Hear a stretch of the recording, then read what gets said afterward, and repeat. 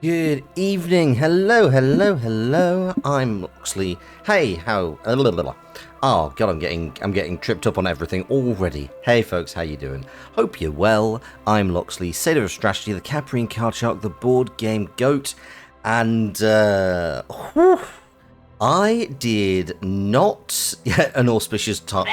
An auspicious start. Yeah, absolutely. Hey, Scott. Hey, SJ. Hey, Kale. Hey, Daisy. Hope you're doing well. And also, yes, Lox is absolutely tripping. I mean, to be honest, you might as well, SJ. I mean, I did not, when I finished my last stream last Thursday, imagine that I would have goddamned homework ahead of playing the finale of Disco Elysium. Um, God. So, if you're not aware, also, thank you very much for the 7 months, SJ. That's really appreciated. I truly appreciate the support. If you're not aware, there is a news company called People Make Games who focus on stories within the video game industry. And yesterday evening, they released a 2.5 hour documentary report on the whole background of Disco Elysium as it regards the allegations of copyright theft from the original creators and versus the Zaum Studios who own the IP of Disco Elysium. It absolutely is a trip. I definitely have thoughts. I think one thing I will say is I think that you missed that. It's fascinating. Honestly, it's really interesting. The issue is it doesn't really. Well, I've not yet watched the conclusion. I've just watched the interviews with with both the CEO of Zaum, the creative lead and lead artist for Disco Elysium, and also several actual employees of Zaum. And it does seem like a lot of stuff is somewhat still held up in legal red tape, so a lot of people can't really talk about stuff at the moment. It also, I will say, there are kind of two parallel stories, which is one that the IP of Disco Elysium was stolen by the guy who now owns Zaum, versus the story of the toxicity of the two creative leads. And I think that's unhelpful because ultimately, just because they have a toxic working environment doesn't necessarily mean they don't deserve to have their IP. I mean, from my perspective, it does strike me that that somebody who was very business savvy seems to have taken advantage of a couple of people who weren't necessarily business savvy. But yeah, it's a bit of a head fuck. Like, the only real connection between the two, it feels complicated and messy. Yeah, it definitely is. It's like there's a lot more going on than anybody's saying. Like, there's a lot of contradictions by definition. There is a lot of people, like, there are some people who just like, yeah, don't remember any of that. This was just a very, very basic thing. Yeah, we just had these really informal conversations. It's like, you're a multimillionaire investment guy. That feels like something you wouldn't do. But yeah, so really interesting. Glad I've watched it. I feel like, honestly, we should kind of feel lucky we got Disco Elysium in the first place. Because yeah, I'm not holding out hope that it will happen again. Suspicious not to not have a paper trail and not remember such things. Yeah, but also it's like the guys are attached to like a UK holding company as directors, which either suggests they signed something and didn't remember it, or there's something much more illegal and just actively fraudulent going on, which is an entire thing. Between that and Aragorn's Magic the Gathering card, your Twitter has been active. Oh god, yeah, it's been a Fucking hell, that was if anybody's not seen that, I am not going to go into that because it is actually, Now that I think, fuck, this is board games. This counts as my fucking.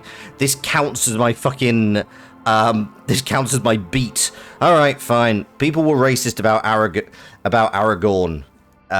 They did a black. There's a black Aragorn image. People are mad about it because people are idiots. Also, hey Kusabi, thanks very much for the lurk. You chose a stream to show up for.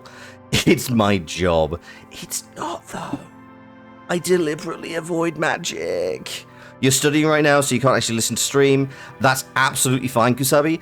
Honestly, if you've not played Disco Elysium, this is not the stream to join into. We're finishing the game today. Also, like, you kind of want to go into it unspoiled for anything. But yeah, absolutely. Thank you for hanging out and bolstering stream attendance. I hope your studying goes really well. Thank you very much for the lurk. I really do appreciate it. I should re-update I should turn my lurk message back on. What should my lurk message be? Answers on the postcard.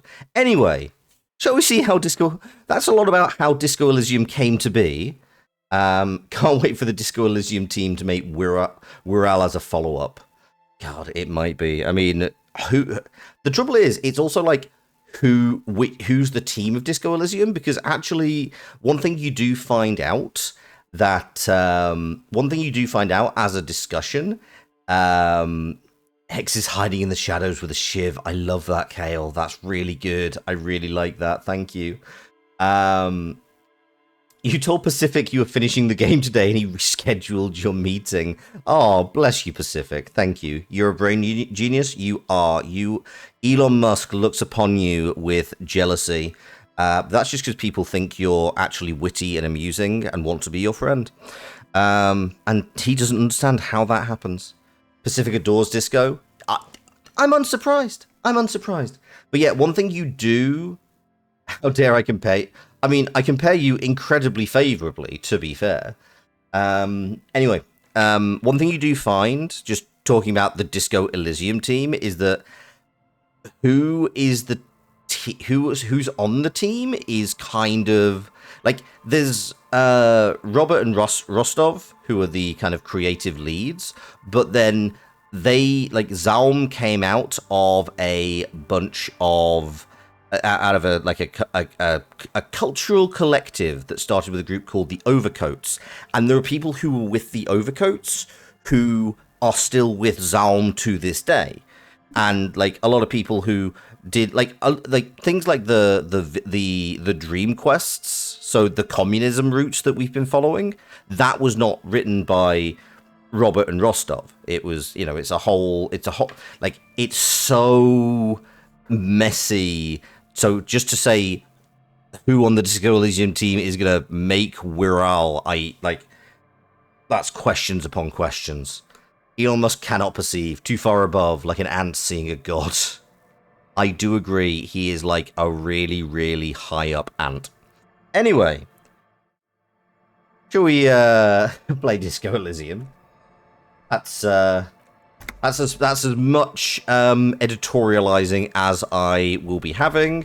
I'll be honest, I feel slightly terrified playing this game today. About 24 hours after this thing came out, because I'll be honest, I have no idea what this area of Twitch is gonna be like. Anyway, we need to find some oil for the generator. Oh, hello. ICM. This feels familiar somehow. ICM. ICM? Insulindian Citizens Militia. Ah. It's the official name of the Communards Army, the black and white army of the Revolution. Sounds an awful lot like. It does. The Why? RCM may descend from the ICM. Okay.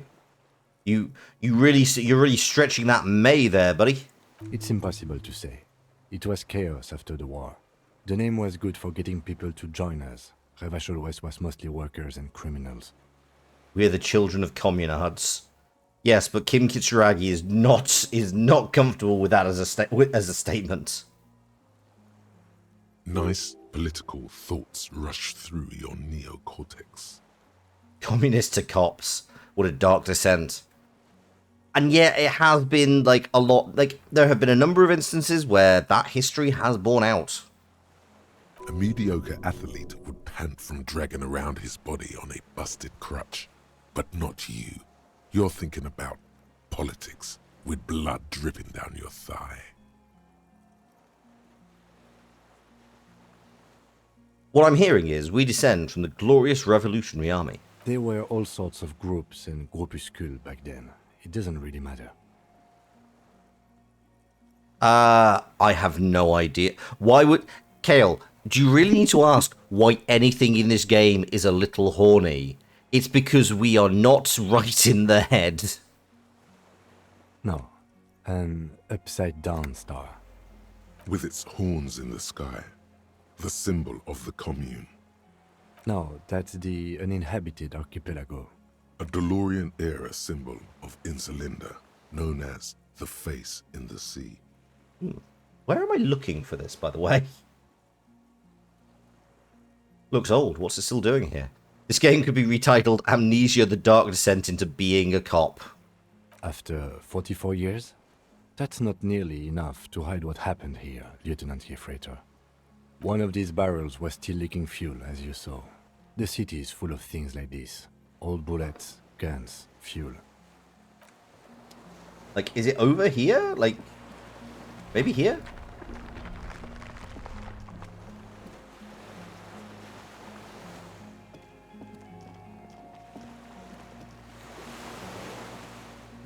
So, we can get a bunch of fuel out of our boat. The chain trails off into the ocean, connecting the island to the supply depot on the coast. Oh! This leads to the depot in Land's End. Ah, yes, so it seems. Oh, I wonder, do you think it might be like some... I'm noticing there's oil here. Like, do you think there might be some oil attached? For bringing munitions to the island, maybe? And supplies? You could also lock the bay when you raise the chain. As a defensive measure, locking off that side of the bay. From enemies. Enemies of the commune of Revachol. This sea fort was a revolutionary fortification, I believe. Okay, let's have a look around. Could be oil from a boat with a leak. It's true. Okay, so I can't get around there. Right, I wonder if... I don't want to kind of leave the boat. I don't want to, like... I recognize the whole point is we have to leave the boat, but... Oh, here's the symbol. Here it is. It's on the barrels.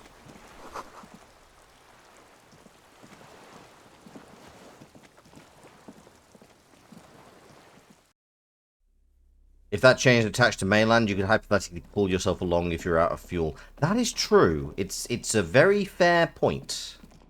I may end up having to do that, let's be honest.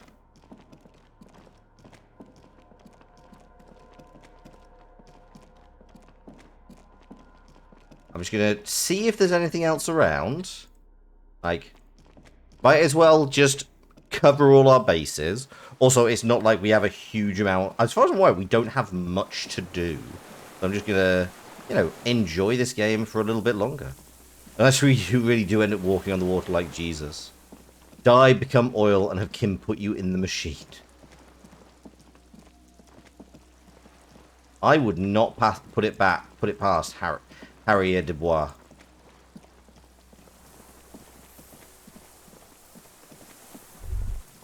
Oh, hello.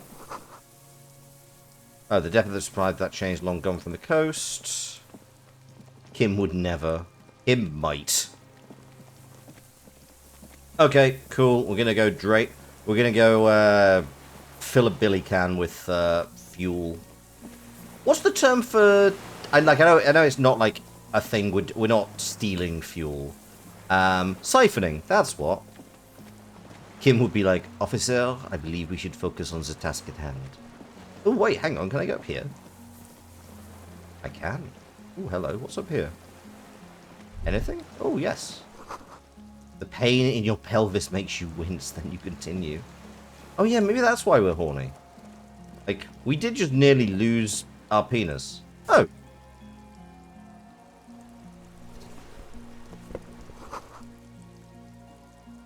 Coordinates in the Bay of Revachol. An old medicine cabinet newly stocked with druamine.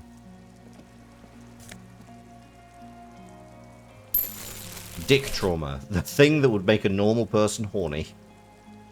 There's a rain-soaked mattress on a concrete slab, only half covered by the crumbling roof. At the head of it, double embrasures, firing slits like two eyes in the wall. B triple prime. This looks like a good place to shoot from. The ultimate expression of CBT. Why did you all go for that so quickly? Deeply concerned about my chat. Holy shit. Really, really concerned. A single-person mattress, modern, civilian use. Brand name, Marjorie. There's a fuel stain on the cover, along with cigarette burns, and an empty can of beans on the ground next to it, filled to the brim with cigarette butts. Okay, let's pick one out the can. The silhouette of a tobacco picker adorns the paper filter. The brand, Tio Moteri. You are, surprisingly, Kale, you are indeed blameless in this, for once. Dick pain, horny, CBT. Oh no, I understand the flow of thought. It's just weird that all of you went there at the same time. Contemporary Revacholians prefer Druan, a local blend from the southern islands, or Astra, the legendary cigarette from Grad. Tia Materi is favored by older men for its paper filter tips, sweet smell, and added tar. Oh, these are like the ones we found at Land's End. I may have been wrong when I said it wasn't important. This means the same person could have visited both locations. Which means they were scouting. I didn't see any signs of smoking inside, though. If people live there, they keep it tidy. This here may also be a smoking spot. There's a firing slit in the wall in front of you, like a little window. Quite old and grimy from years without cleaning by anything other than the rain. The springs screech as you lean on the mattress and crane your neck to look out. Hair would be the perfect Disco Elysium character. You're neurotic, exhausted queer with good hair who doesn't trust cops. You already are a Disco Elysium character. You need to get one of those Disco Elysium profile pictures. Trepidation, a tingling feeling in your stomach. A small piece of Martinez coastline opens up in the square in front of you, like a tiny landscape painting. 1 kilometer across the water, the ruins look familiar. A towering skyscraper, its top floors shaved off by artillery fire. Capeside apartments. Rue de Saint-Ghislain, 33A and 33B. The red chimney and collapsed back of the 4-story tenement in front of the Whirling in Rags, Rue de Saint-Ghislain, 10, the doomed commercial area. The box-shaped silhouette of the Whirling in Rags. You see a small fleck of white on the rooftop, the upstairs window of Clausia's room, in the rain, reflecting light. You're expecting it was we're the ones who shot him, or Kim did, and that's why he was late. Wait, no, he should have already been here. Harry is some kind of alcohol-fueled Manchurian candidate. Do you have a line of sight to the window? I can see it, through the scope of a rifle. The shooter would be prone, lying on a mattress, barrel resting on the embrasure.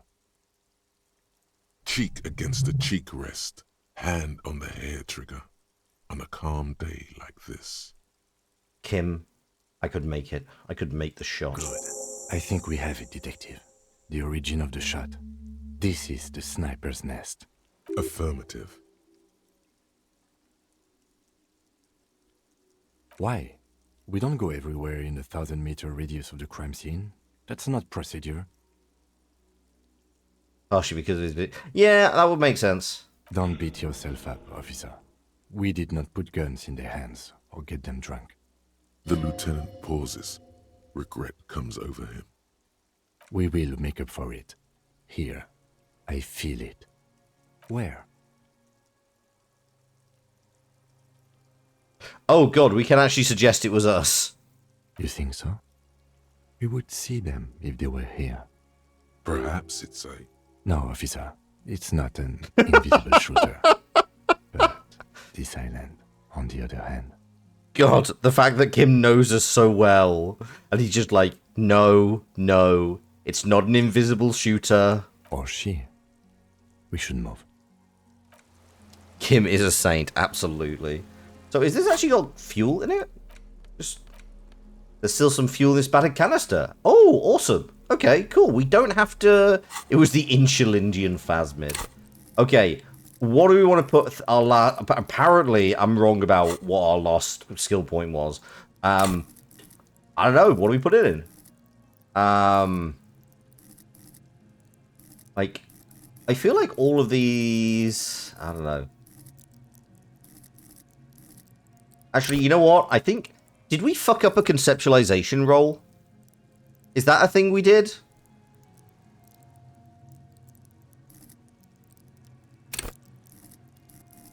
We can check. Oh, yeah, we can. No, it wasn't, it was like a red challenge, I believe.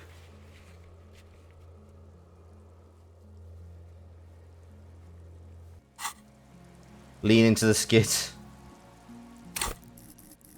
Right, I'm going to go conceptualization.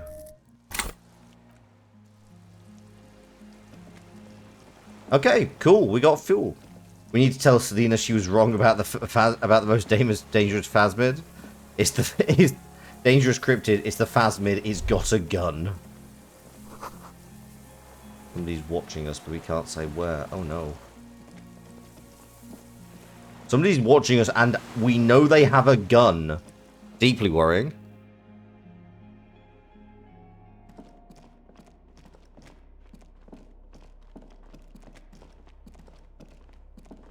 Go on, up you go.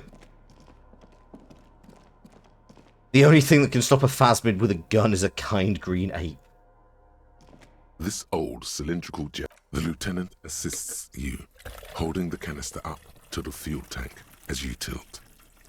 Dark brown, viscous fluid pours out, and the room fills with a chemical smell. There's a red starter switch on the side of the cylinder and a start rope on the other side. The lieutenant flicks the switch.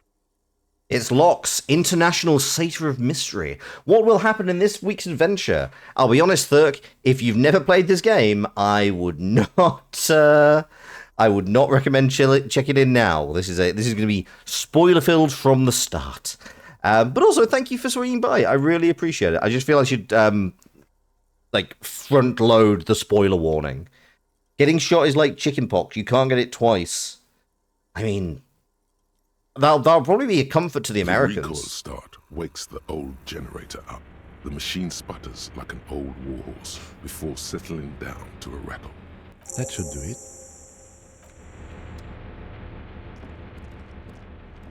Your logic is flawless.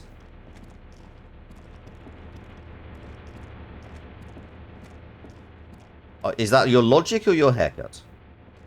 I know you have got those two confused before. Like a ghost light. Urgence ouvert reads one dial key. Allumer reads another. You can handle spoilers. Disco seems far too in-depth for the time you can get to play games. I get that. I'm not sure I would necessarily have played it if I hadn't done it on stream. But I am really glad I played it. You cut your own hair recently, so you doubt it's flawless? I don't know. I mean, I've cut my own hair. I think as long as you don't mess up. Didn't we already get shot so hard the game crashed? No, somebody else got shot so hard, and it never happened. Never happened. Yeah, I'm going to steer way away from that topic as any further, Scott. It was an offhanded joke, which I realized could go real dark real fast. It's on. Turn emergency open. Automatic boot. The blast door opens with a series of clicks. A shaft of light appears, then widens as the light shines in. Only cool people cut their own hair. Yeah, I try and keep things light. Which is a challenge sometimes with the world as it is. You just don't cut your hair. A sudden wave of anxiety makes your skin crawl. After you.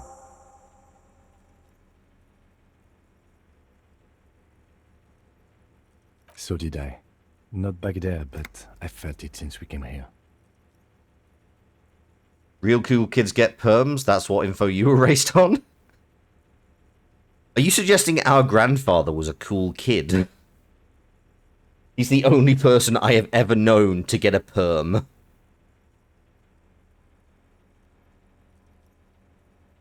I don't know.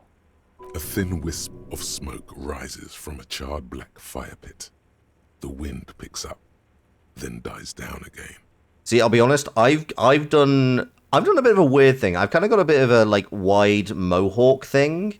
So I've got thick curly hair on the top and then very shaved, very cut down on the back and sides, which I think actually work. One, I think looks amazing. He was pretty cool. And you're forgetting the other person who gets a perm, his wife. It's true. Nan does get perms. Over a decade of military haircuts, she got fucked that. Hairy wild man era begins. Don't be. I have a gun. I also have a gun. I know. It was not easy to acquire. Oh god, Kim. Kim, I love you so much. Buddy. You... The absolute shade. Oh, who taught you to read? Every second Sunday, matching perms on the dining room table. It's true. Anyway, wants my family backstory, incidentally. My grandfather, a former rugby player. My grandmother, former casino blackjack dealer. Would spend the early 2000s getting perms on Sunday afternoon. This man is so homosexual. Which man? There are 3 on screen. All of that applies. Him. Oh yeah, I figured.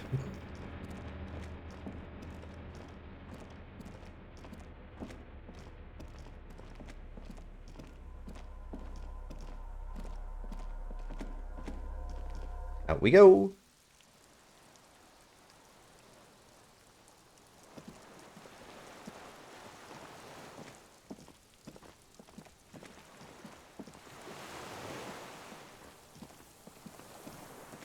Kim, the shadiest tree in the area, Kitsuragi. Rubber dinghy, deflated, broken.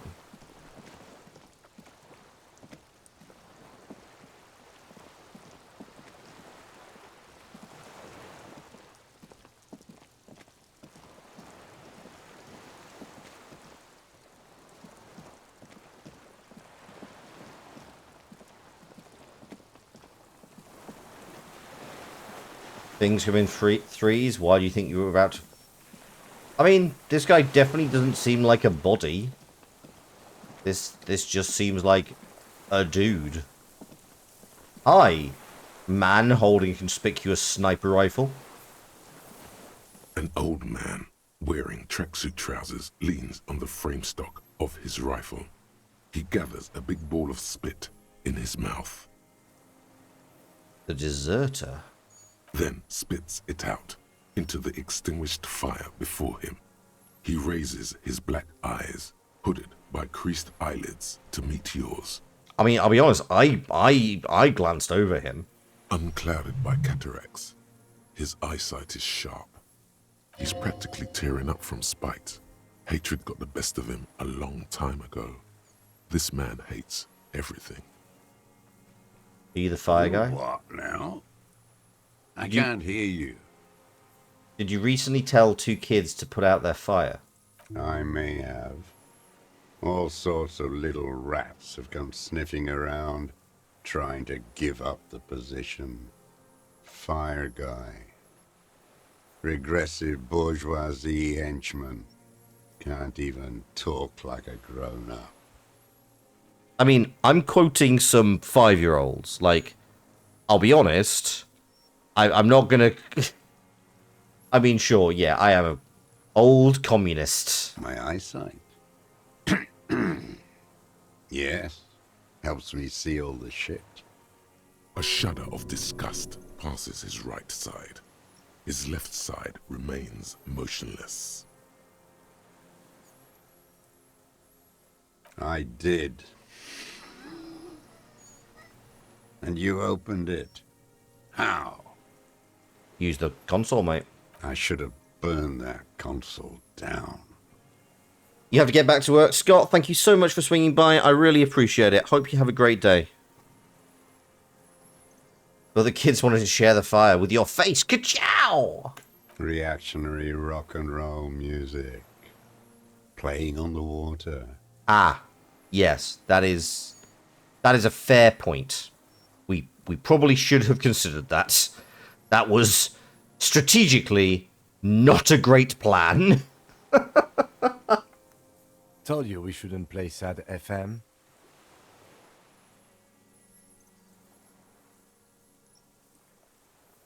It was not rock and roll, it was sad FM. Sad FM, huh? I always hated that station. Phlegmatic, counter-revolutionary dirges. Sadness is a mental illness. A weapon of the bourgeoisie. I'm sorry, what the fuck? No. No, no, no. Sadness is just an emotion. Everyone in this game needs extensive therapy. Yeah, but this guy's just wrong. Oh god, is this like the guy who came up with inframaterialism? No, he's definitely dead. Why have we reached the point where Kuno feels well-adjusted? Honestly, because he still has the possibility of going to therapy in his future. The fascists were right about rock and roll. It is degenerate. Hip gyrating, mental illness music. Oh, fuck off. Also, anybody who agrees with the concept of... So, one thing I will say, sorry, small rant. I really hate the idea that degenerate has become like the mot de jour, the word of the day for a lot of people. It's like, oh, I'm a degenerate. It's like, that's such a fascist term. Like, the idea of degeneration is just such a fucking weird term. Like, just say you're kinky, you weirdo. Anyway, it has a loaded history. Yeah, exactly. Degeneration X. Break it down. God, it is so weird. Sorry, wrestling thing. That Degenerate is so weird that they are now like they are so old now. They're like my mum and dad's generation. It's not nice. It's a piece of shit. But it gets the job done. Is that a Bel McGrev? It's a 3-Angong 446. Southeast Samaran made. Exotic. Must be defunct too. No modern rifle manufacturer of that name springs to mind. Also, the degenerative nature of rock and roll also has loaded history, considering it was invented by black folks. Yes, true. Yes, not only the old Degeneration X anti-establishment faction of wrestling, now in creative control of all booking. Yep. As in people calling degenerate. Yeah, I get it. A Samaran rifle. How did you get hold of one? It was sent to us by our brothers in the Sinyao commune. Military aid. Okay. It has stayed true to him. He can still make it sing. You heard me. It's good now, like chalk wiped from the board.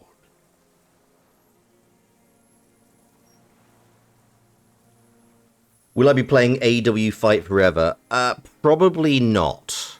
Like, sorry, obvious question. On stream or off stream? Off stream, probably. On stream, unlikely. Like, just not a game that I think I am likely to... This guy's an old communist. He's the foil to Renee. Oh, yeah, that's a good point. Yes, I bet you've killed a lot of people with it. You fascist fuck. Have you come to make me one of them? Not planning on it. We have come to ask you questions, nothing more. If you do not comply, we will take you in. Do you understand? The danger levels here are hard to read. One moment he's a fire, the next, a fire gone out. Hated that. Yeah, understandable.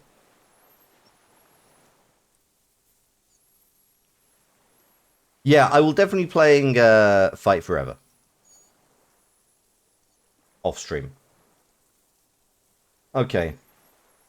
I don't, like, I'll be perfectly honest, by the time he can bring this to bear, I'm actively holding a pistol, Kim's holding a pistol. Like, you don't get a shot with a rifle, honestly. Like, that's just not a thing. So yeah, it's not a carbine. Yeah, it's a rifle. He's not going to be able to, like, we would, I mean, to be honest, you'd probably tackle him before he managed to bring it up. Anyway, he can keep the gun, but keep it down. No. Oh, holy shit. Put it down now, sir. Or you're gonna blow my brains out before you question me. Kim? It's out of bullets.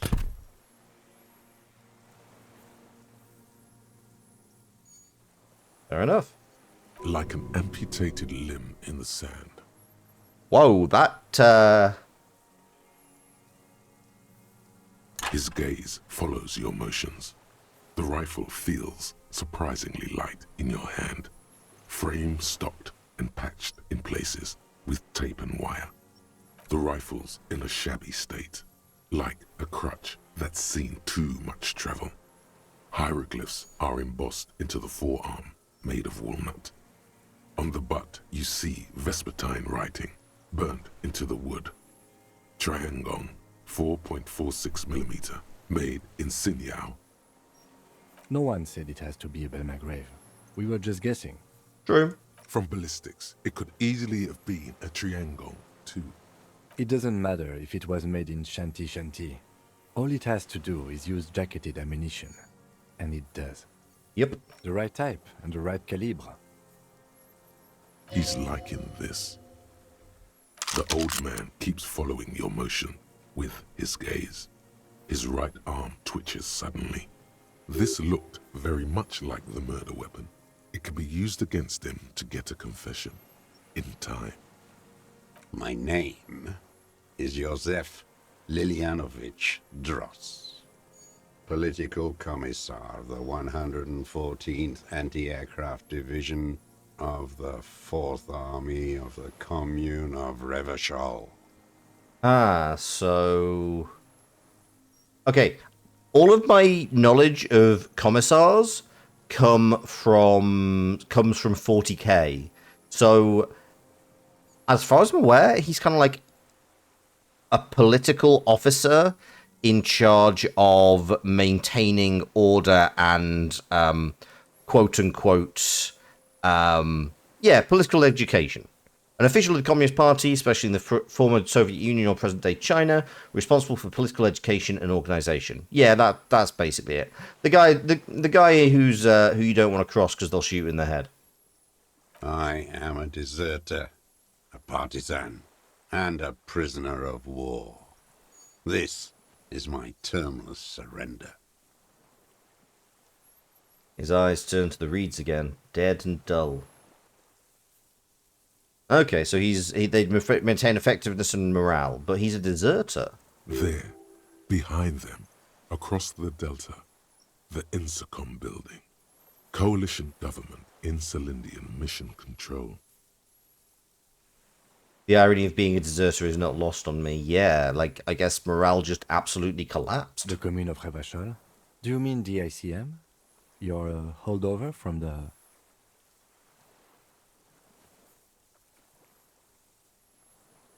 From the Insular Indian Citizens Militia, the army of the revolution.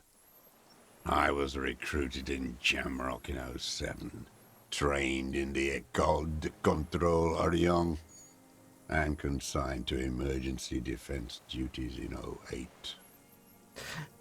SJ, are you asking who commissars the commissar? I left my unit on the eve of the landing. When I returned here on May 14th, the commune had fallen. Still armed and ideologically trained, I wrote a criticism of myself and resumed partisan duties. Wait, what? Hang on, what the fuck? Commissar squared. Yeah, he wrote a criticism of himself and resumed duties reporting to whom? 51 minus 8 equals 43. You've been on this island for 43 years. No. I've been on other islands, too. I was an Resurrection until they turned it into a spa in 18. Then I was an E-48, a nameless sound, until the sea washed over it. Then I came back here. That was 22 years ago. Okay, so wait, what? This is such a weird... 43 years and 10 months. That's the length of my entire life. Dad? It's too long. It's not how a human being should live. But I couldn't just forget what I saw. What have you been doing during all this time? We inherited his communism. Hiding, fishing, waiting. Where the afternoon grows late, on Rue de Saint-Ghislain, people walk home. Street lights will soon be lit. Further inland, the streets are alive with workers, men, women, children, street hawks and migrant laborers. The temperature is steady. Alto cumulus clouds form above Precinct 41. Always waiting. Fish doesn't have all the vitamins and minerals you need? I mean, I'll be honest, SJ, the guy don't look healthy. For her to return. What? Her who? Girl child. Revolution. Oh, okay. DeLorean? No, he's being literal, like the revolution. The revolution is personified.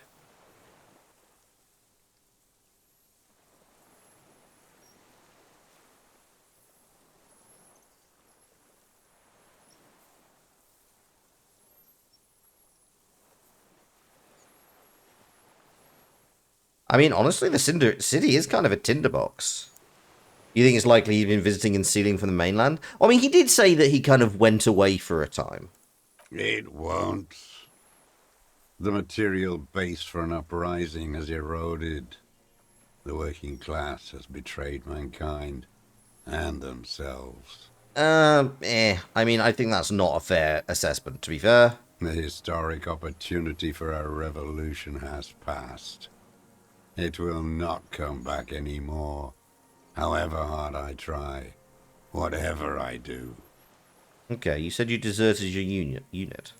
I was just 16 years old, 15 when I volunteered. Jeez. I had a lapse of faith. And of courage, too. You could say I misunderstood the historic role of the proletariat and thought Mazovian socioeconomics were fallible. For a second, I doubted the irreducible laws of historic materialism. I mean, everything. I mean, that's all true, but it doesn't mean that. The second is all it took for reaction to take hold. It's the same thing. You haven't seen it. Not really. Not naked. It's impossible not to be afraid. You don't think he was a commissar when he deserted? You think, oh yeah, that would. But he said he was ideologically trained, though. Like, he definitely specified he was ideologically trained. Starting a new revolution on the basis of free therapy for all? God, solidarity. And this was when?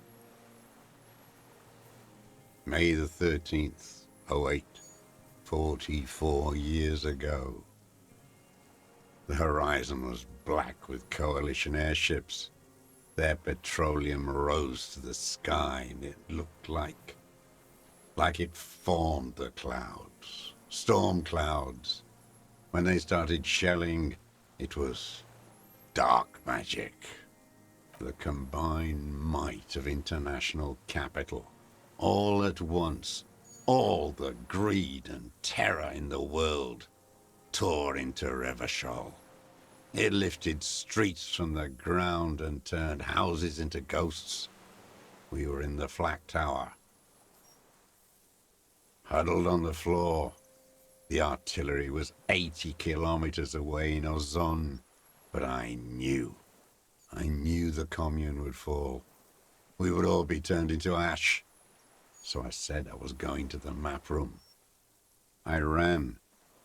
I climbed the chain link across the water and hid inland, in the bunkers underground, like the weakest of the weak.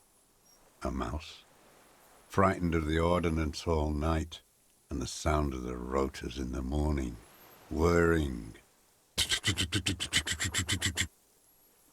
Airships. I climbed out into hell. The landing was complete. The chain was submerged. I had to swim back. The fortress was half submerged too, shattered. They'd all drowned in the lower levels or got torn to shreds above. The anti-aircraft gun had malfunctioned. So had I. I left them without ideological direction. It was real. I'd seen it. I'd seen it in reality. So he definitely was a commissar. Yeah, Kale, I absolutely agree. It is definitely sounding like this guy was a child soldier, effectively. Like, very, like, or very young, like, way too young to be, like, indoctrinated into the army like that. The mask of humanity fall from capital. It has to take it off to kill everyone, everything you love. All the hope and tenderness in the world. It has to take it off just for 1 second to do the deed. And then you see it, as it strangles and beats your friends to death. The sweetest, most courageous people in the world. You see the fear and power in its eyes. Then you know that the bourgeois are not human. I had to fight it. I had to never stop.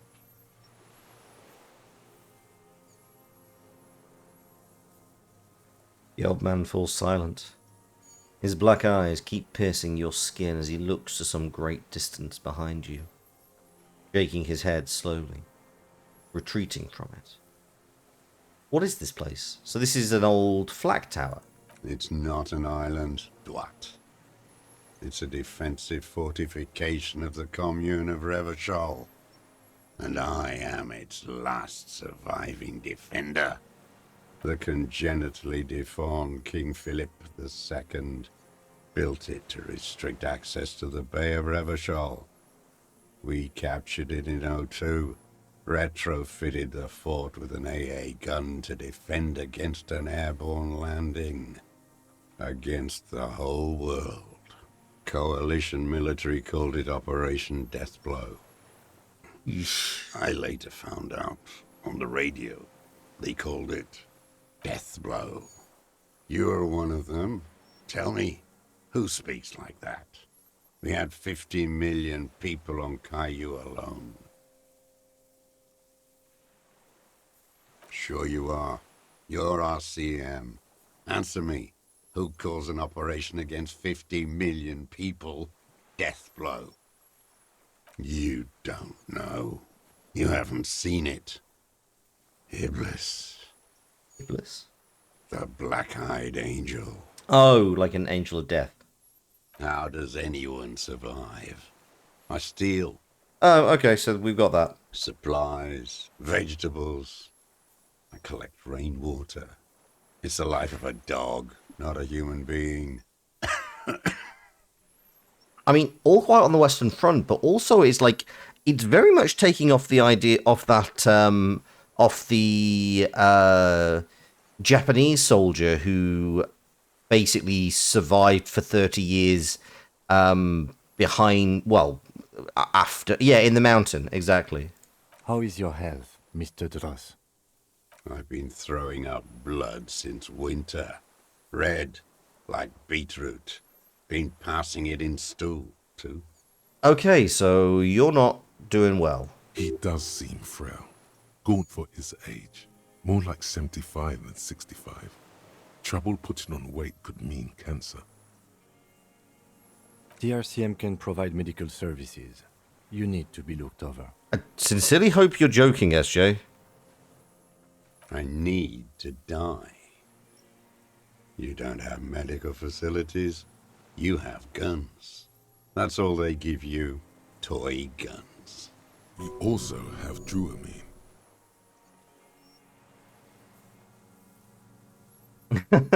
You continuously being right again. Yes, you are indeed a Disco Elysium character, Kale.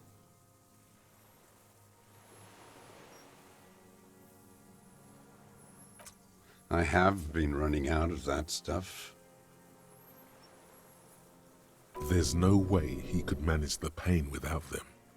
It's safe to say he is addicted to painkillers by now. It's the little joys. Yeesh. A dark joke. A sunshiny day. Morphine. There's nothing to look over. The triage is in, and it's black. Administer morphine. Moribund. I dread to ask, but how have you coped mentally? I haven't. Ah, I have holes in my brain. Years missing. Others filled with pain only. A decade of... yeah, this is just PTSD. I don't even know what. Inferno? I also live in hell. I also have holes in my brain. Oh, God.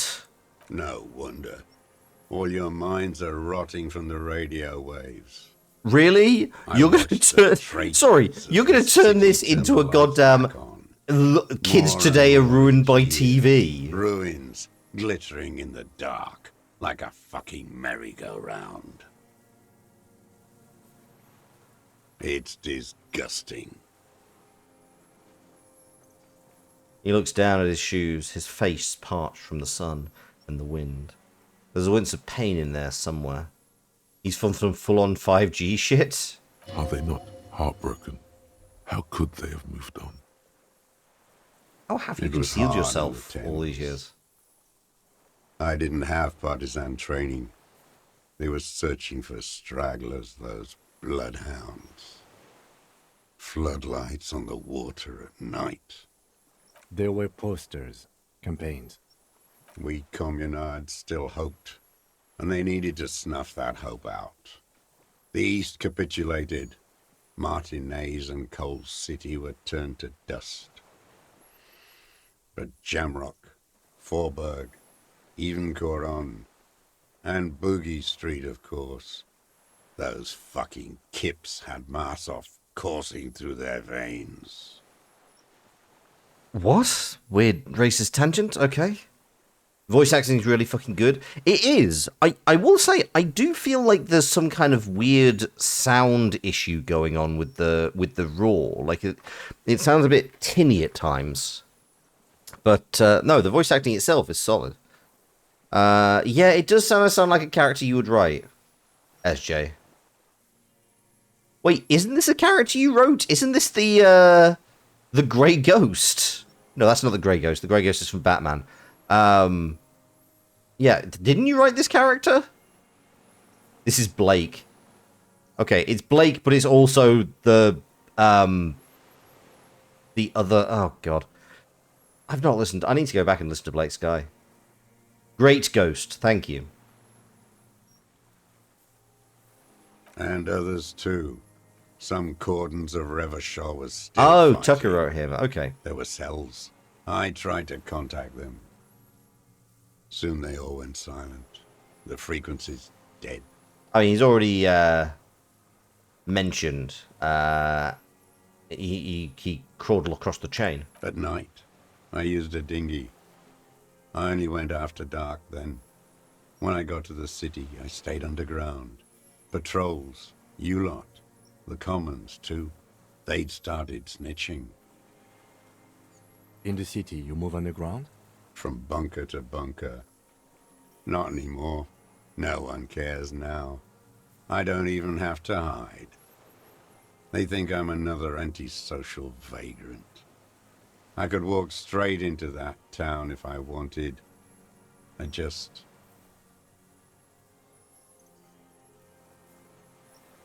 don't want to. They're all traitors.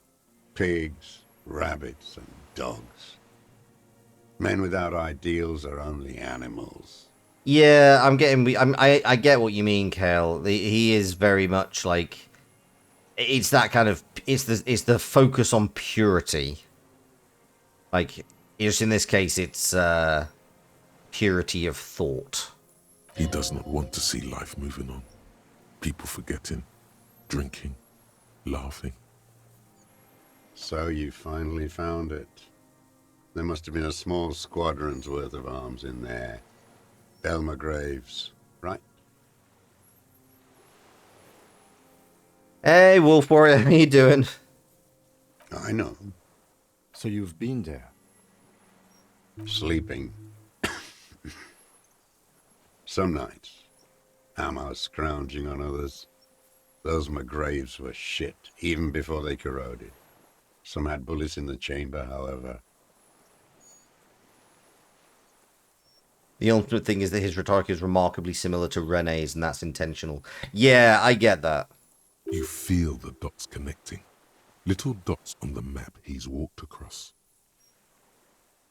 The propaganda bunker. I used to, but not anymore. Propaganda bunker?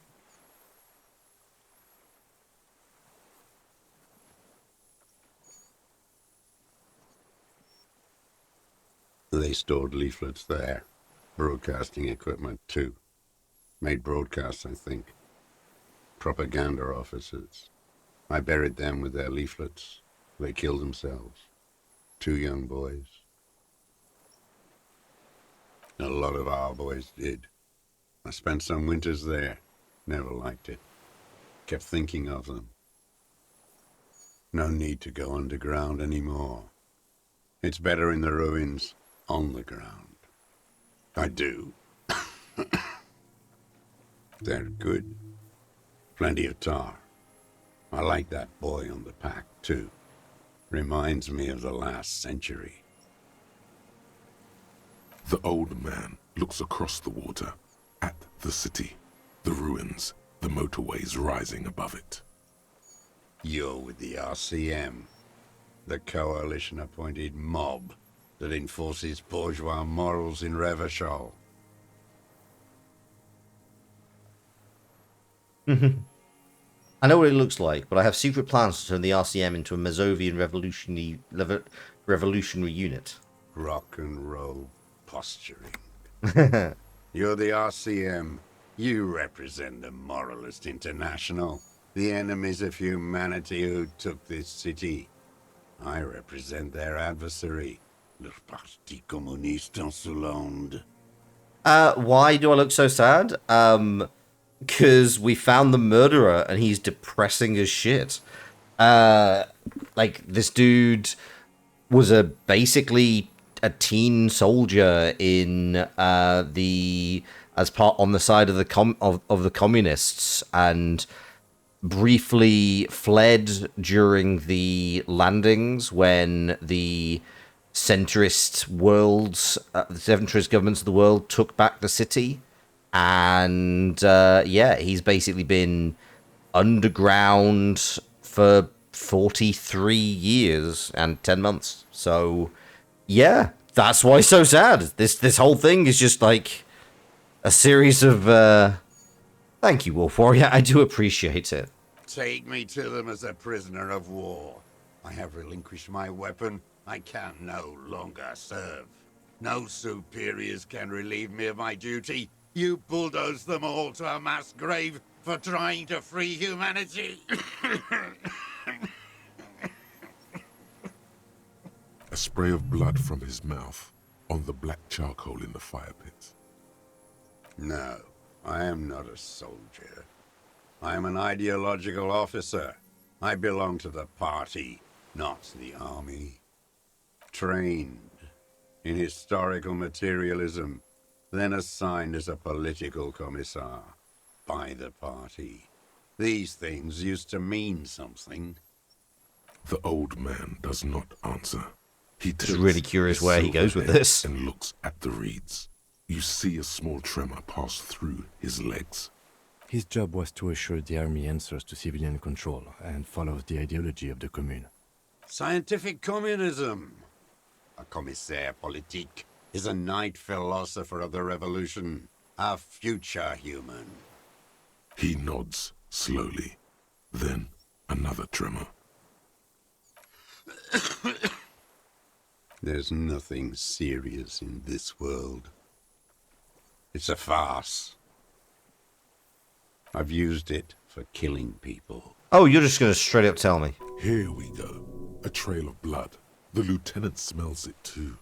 Killing people? It's a gun. That's what they're for. You want a moralist euphemism? Defending your family and your property. I haven't done that. I've used it to kill people. Interesting.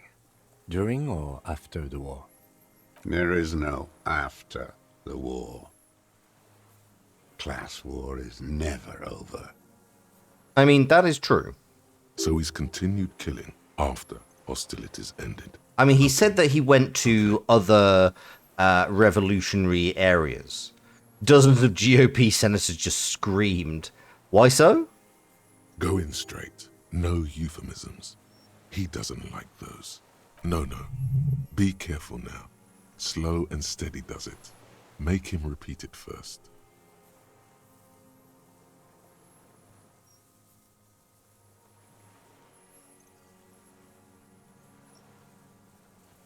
What did I just say?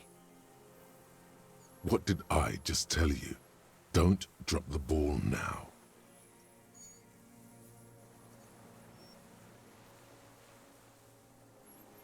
Nothing comes to you, and in them, a chill, like electricity running up your spine, crawling into your skull. It's a gun there for killing people. Fair.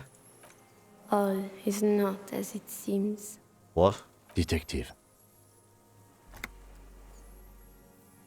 The who now? He heard you. He just wants to hear you say it again. This is dramatic flair on his part. Right choice. We're in. Do it, sire.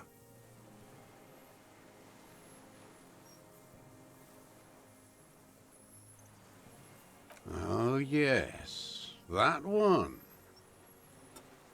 Ugly piece of work, that boy. I don't disagree. Don't think he necessarily needs to die. Did you kill him?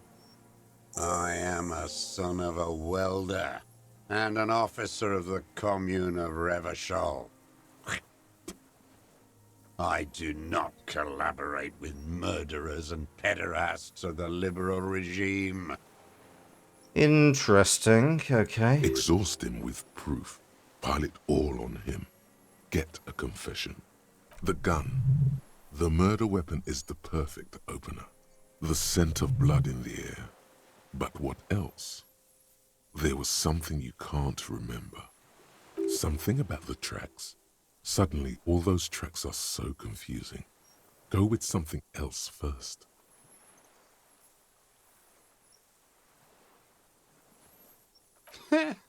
Not a lot of guns around that use military-grade ammunition, are there? It's a real gun. Not like your little musketeer pistol. I've seen you prance around with that, jumping hoops for the liberals. You look like imbeciles. Why don't you ask them to give you real weapons? Going against automatic rifles with these toy guns. Of course you got those boys killed. You set this up to cause the massacre. Damn, he saw you. He's watched it happen. He would have a good view of the tribunal from here. It's not just empty boasting. So he saw you. Okay. So what? Don't let it divert you. We saved a lot of them. You didn't handle anything. I watched it happen. You let those murderers rip right into them. Got most of them killed. Even the fat one. None of those people mean anything to you. The vultures feed on this city, and you prepare the meal for them. And what are you? You're getting diverted. Push the gun. Only the gun matters. So you watched the fight? Did you like what you saw? The mayhem. It was all your doing, your plan. You got them killed. You don't know anything. You know what? You're right. I'm convinced this made the shot. Should we call it? 4.46 jacketed ammunition, modified for range. We have it. This is it. I'm calling it. We have the murder weapon. Good. This feels good, doesn't it? Tearing things up like this. When you have the murder weapon, you have the killer. Murder. The focus on the right side of his face. You think he's had some sort of stroke? I could definitely see that. I saw you poking around there, looking for evidence. You're damn diligent when it comes to dead fascies. Did you like the view? You had direct visibility. There are embrasures in the concrete, specifically meant for a top follower to use. And you had a long-range rifle in your possession. You've been here a long time, Mr. Truce. Too long. You clearly need medical aid. I'm ready to die. I've done my part. He's practically admitting to it. Dead fascists for fascists. Done his part. Just one thing remains unclear. The rifle does not seem to have a scope. Forget about your stupid fucking scope. I don't know where it is. Find it yourself. It's your problem now. He lost it. He just doesn't know where it is. Forget it. Push on.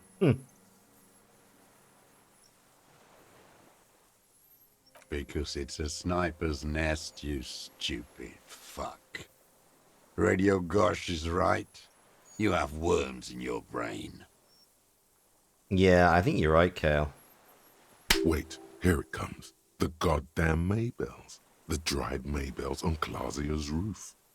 There were Maybells in the grass when you got here. They're revolutionary symbols from the war. Wait, are they suggesting he left a fucking calling card? Wait, don't forget the footprints. The diagonal prints in the dust in the secret space behind Clausia's bedroom. Now, they're gonna come up. You went up there and left a fucking calling card. You got it. Remember? The boot prints were like no modern soul. Maybe don't beat yourself anymore, though. You're not immortal. Damn Maybells. The whole island is turning white with them. He seems tender suddenly. Nostalgic even. a strange mood swing. So many this year, too? The spring is coming. No, it's already here. Wash the filth away. They blossom on the islets before we fertilize them with our blood. Resurrection was snow white in May, before they ruined it. South, the Bay of Martinez is dotted with little freckles of islets, turning green, with white flowers in white snow.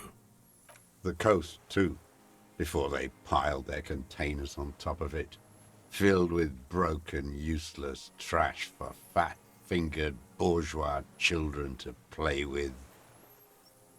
Oh, interesting.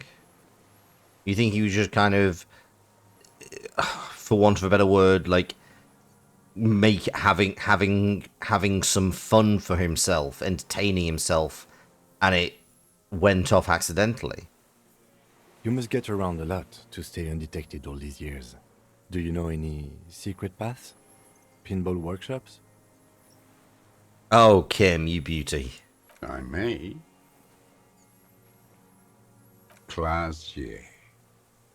You know her, don't you? She had an intimate relation with the victim. With the victim. Mate, you may not like the fact that he's a victim. He's still a dead guy.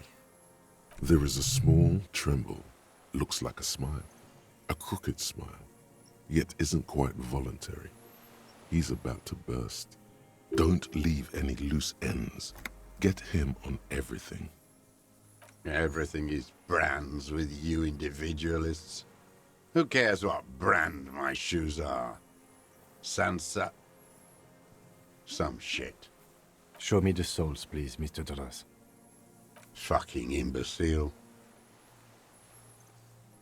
A black and white spiral pattern covers the soles. The maker is called Sansariq. You see their V-shaped logo, but can't make out the size.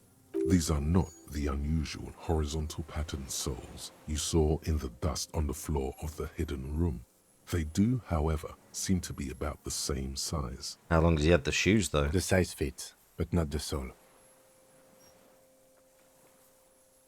Maybe it's simpler than that. Sire, he doesn't have to be wearing them right now. People change shoes. It doesn't mean you weren't there, near the room where the victim died near the room the victim died in, sneaking around. Racking those brains, are you? Desperate to report something back to your masters? They must have really loved that dead fuck. Do you not think that there would have been people, like, investigating a death if it was a communist? Is this where we're going with this? Really? The lieutenant gives you a quick sideways glance and nods to acknowledge. The prints were his. You can see it in those eyes. He can't keep them from flickering, looking for something. The old man stares at his own prints in the ash around the fire. Silent suddenly, some strange process within him. A gush of wind. Seagulls in the distance.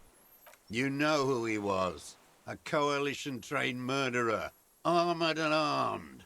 He wasn't human. The blunt end of a hammer. Dripping with blood. I mean, sure. I'm not saying he didn't deserve it. Beating us to the ground. Moaning with joy. You hounds get so thorough when a company-trained killer dies. I haven't seen you on this coast for 40 years. You know, maybe I should have killed one sooner. And there it is. Got your attention. Now you stop beating druggies and prostitutes in your basement. Now you come to investigate.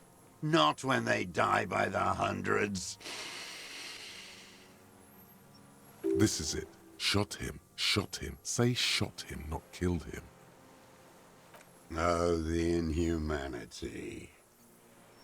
One paramilitary less in Revachol. The lieutenant raises his right arm to hush you. While the lieutenant listens, holding his breath. I had them in my sights, both of them, him and the whore. I was breathing with them, in phase, and I pulled the trigger and flew on the air until I landed in his mouth. I think you're right, Kale. I didn't think I had a shot like that in me anymore. I Oh did. god, it was definitely an I saw accident. him kneel there with his mouth full of death, and that stupid look on his face. And his dick still in her. There, a hot flash of rage almost carries the smile away. Some dark peace. Nothing. I went to sleep.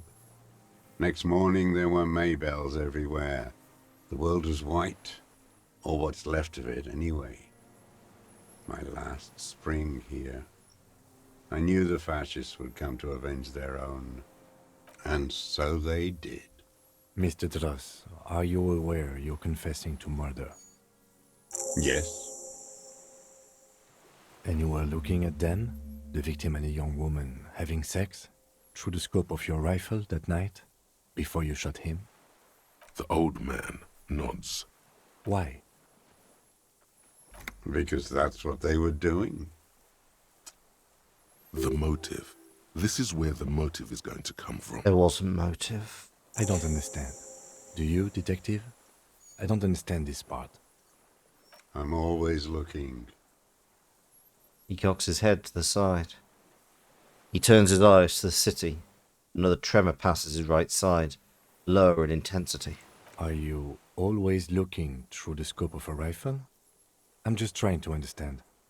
A rifle scope has the best magnification. Helps him see all the shit.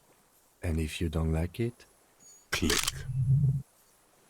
then you pull the trigger? Yes. Think of it as a form of critique. But there's going to have been loads of things. Did he even know it was loaded? You got him going. Connect every little piece now. Wrap this up like a gift. Them fucking. I didn't like that. Jealousy is a reactionary concept. I didn't like the Reaver enjoying himself, drugged out, soothed in the arms of a young woman. I wanted him to die so he could not enjoy life anymore. Why have his finger on the trigger? Because he wasn't a trained soldier. He's not got trigger discipline. And I wanted to see his head explode. That too. She should know better than to hold a child murderer between her thighs. I knew he'd be there for one more second, writhing. That's all it takes for the bullet to reach his head. Now that I think of it, I wasn't aiming for his mouth. I wanted his brains to spill out on her. But you can't have everything. Since she came to Martinez, I saw her sneaking in the reeds early in the morning, behind the Fell building. It was dark, still winter.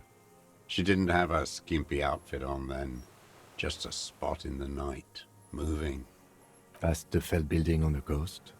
What was she doing there? Hiding something in the water. She had a fag after she'd done it. I was up in the ruins there. She couldn't see me, but I could see her, smoking. She was nervous, but not scared. And beautiful. That, too. How could you see what she looked like? You said it was dark. The sun came up. Her hair was like cobwebs. She smoked more fags and snorted a line of whatever shit she was on, right there. She needed it just to move. Yeah, I mean, he's basically just a stalker. Her passport and tickets to Villiers. And from there to Cachet Brut. You went over and looked. In the free state of Semonine, hidden away at the edge of the earth, near the Pale. Yes, after she'd gone. It was a submersible. Well made, actually. Sloppy, we should have gotten her to tell us about this. Did you take the documents? No, I put them back. Why would I take them? I'm not going to film. Oh, I mean... I did. She had a face like an archipelago, with those birthmarks. And a body, hard and lean and bruised all over. Black and yellow. I could see she's taken a beating. Just to let everyone know, I am reading every comment that you're making. I wholeheartedly agree. If I have anything I want to specifically flag, I will say, but like, yeah, I think everyone's pretty much on the right line. I think this guy has been projecting because he's been alone for so damn long. He's seen somebody who takes his interest, stalked her, and then, yeah, shot. I think Kale's right. I could see who she was, too. A spook. On the run. Revishal's the cloaca of capital now. All the bagmen and arms dealers end up here to do drugs and have sex like animals. You could tell she was a spook? From the documents? She had different color hair on the photo. And glasses. Forged. Some sordid bourgeois affair. I've heard about this kind of thing on the radio.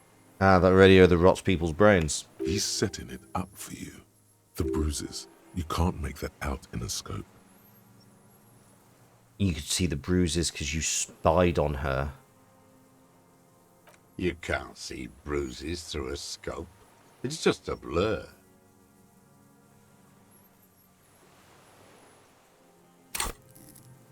Oh, hang on. We can do this. Reaction speed. I've got a skill point. Screw it.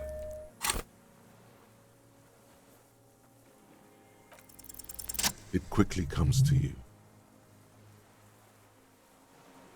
Oh, yes. Cutting those drugs of hers into little lines with a knife. Masturbating. Christ on a bike. This is the grimmest shit.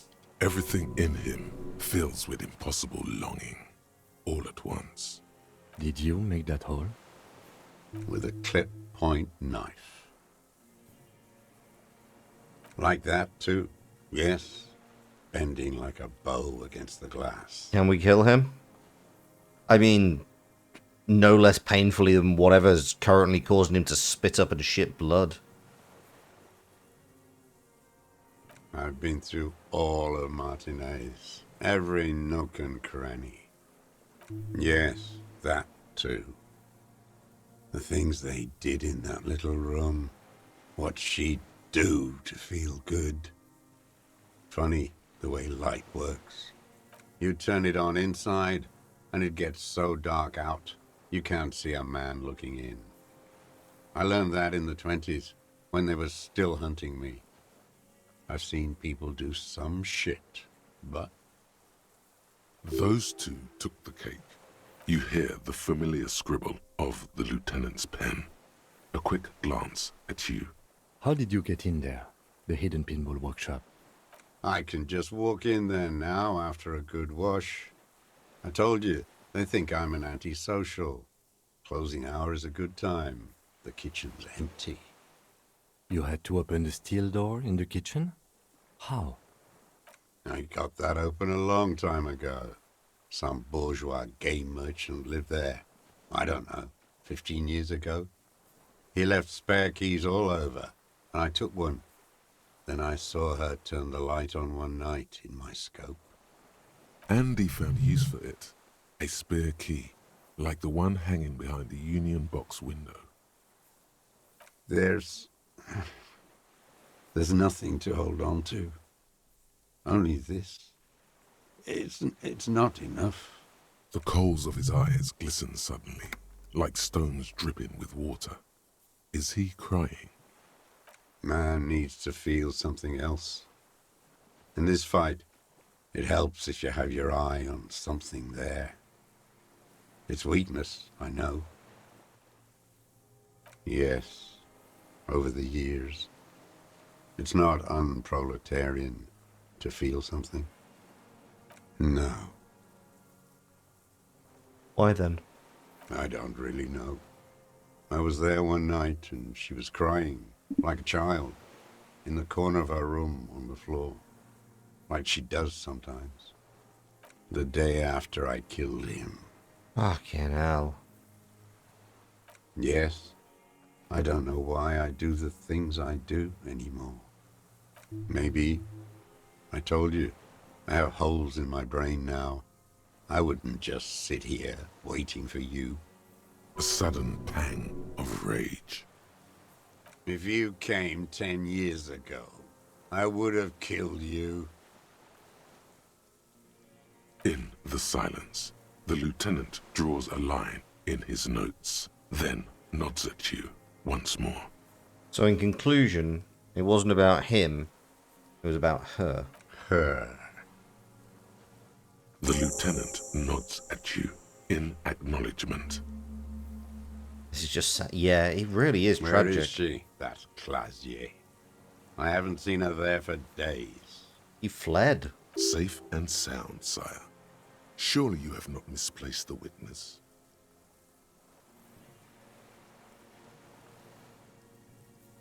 Gone. I knew it.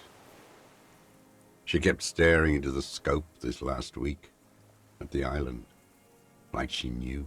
Wait, did you accidentally leave the fucking scope? She'd look at night, crying or smoking on the roof, staring right into me.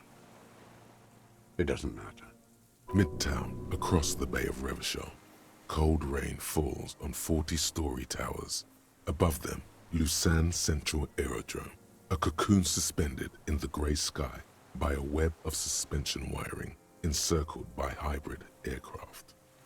On the platform, a young woman is withdrawing from amphetamines, barbiturates, and alcohol.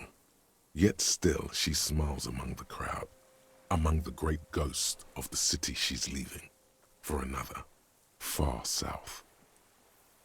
She showed us the sightline, that's true.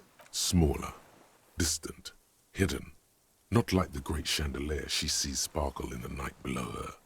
Streetlights, towers, tenements, and water, and across it a dark strip of ruins, barely visible if she didn't squint her eyes. He knew she knows.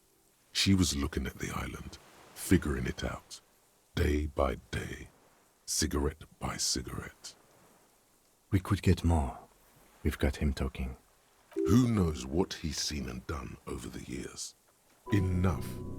Take him in. Bend his arms behind his back and end this. A tragic comedy. Druggies, prostitutes, and rentiers. A strange little engine seems to fire up in him again. It straightens his back. The familiar put-put-put of hatred. Specifically, the whole city is a charnel house, stripped clean and draped in neon. But Martinez is the worst. How come? Because of the racists. Everyone is a racist in Martinez. Including you, motherfucker. Do in the whole world, listening to race-themed radio shows, in the ruins, in their lorries, pumped full of steroids and Radio Revachol 92. Race this, race that. It's all sanctioned. We have met a lot of by that racists, Social you're right. Democratic Union and the farce of a social democrat who runs it. Yes, the fly larva in his container. He let some nihilistic advertising yuppies erect a statue of Philippe III, a syphilitic murderer, on the town square, to spit on the working class. Not since the serfs of ancient Pericarnassus has history produced a more inert social class than the Martinez proletariat. The rest of Revachol at least pretends to rebuild. These people still live in ruins. In tents, like animals, like those boom-boom morons on the ice. A pity they didn't drown in that tent of theirs. I mean, I like the boom boom morons. The worst of them is the blood-drenched Sucrion on her yacht, licking her lips. The old whore's gone now. Her gun-toting porcelain men are dead. So, actually, no. The worst is that old cock parading around in his uniform, throwing balls all day. It's not enough that the racists and liberals are dancing on our graves. The old loyalist ghouls still parade the ruins too. Well, I've got some news for you on that front. Every morning he's there, while the parasites he fought to protect are off in Ozon, or Quayamoran, He doesn't see that they're the or same. some Yeah, other true. island they built their palaces on, feeding on drugs and having sex with their own children. Again, that string of That's all dehumanization. the rich really want. Sex with their own children. Throughout history, even the royal bloodline of the suzerain, it's all just an excuse for them to have sordid sex. At least that old cunt, Frisell, Dear. is now dead. We did good when we pushed him under the horse car, until, in the 30s, those disco whores.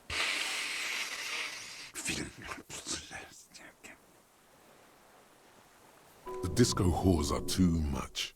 Hatred shuts down his brain's language center, leaving only a nonsensical sputter. There was something about a statue and nihilistic advertising agency people might be worth investigating. Syphilis is a disease Philip III contracted in a whorehouse. The statue is an abomination. The bacteria entered his brain and made him squander trillions on sparkling wine, cocainum, and monuments of himself.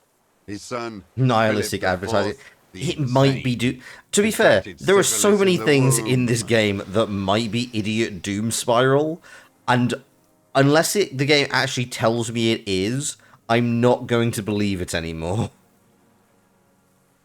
That is technically possible, although Philippe III was not actually syphilitic. He was just mad. And he still went on to govern Revachol for 25 years. We lost 2 million lives toppling that mode of government. And those grotesque statues, too.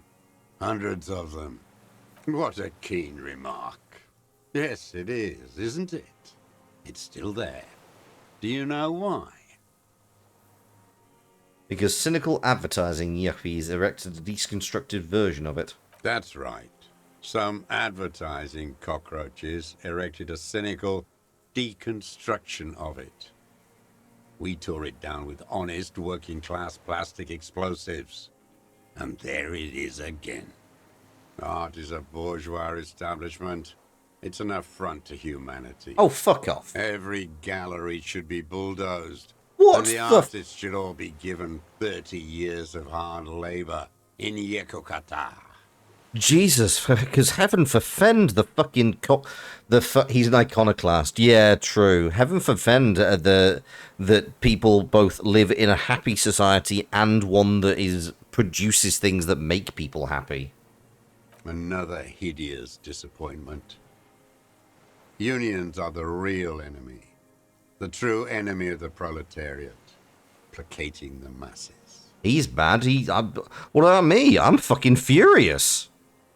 Disappointment. So personal. He displays a familiarity with the Union's top brass. Wait, how does he know? That deformed toad? I wouldn't expect him to wipe his own ass. I mean, the brains of the operation. The smart one. That mobster toad couldn't run a shithouse. He has no political education.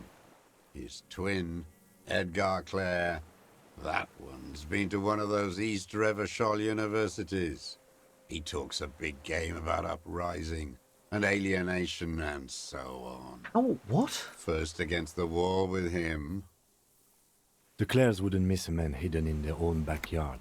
Not all this time. Nothing happens in Martinez without them knowing. Of course. Maybe the Clears asked him to. I haven't approached anyone. I hid. It was Edgar who came to me. How did he know you were here? He didn't just stumble in like an oaf. He figured it out. Some kids told him about a monster on the island. I told you, he has brains. Stepped right off the boat and walked down where you came. I even kept the door open for him. Thought he was a man of the left. Wouldn't rat me out. Interesting that that same ideological purity was something Everard used against me like a cudgel, being a man of the left.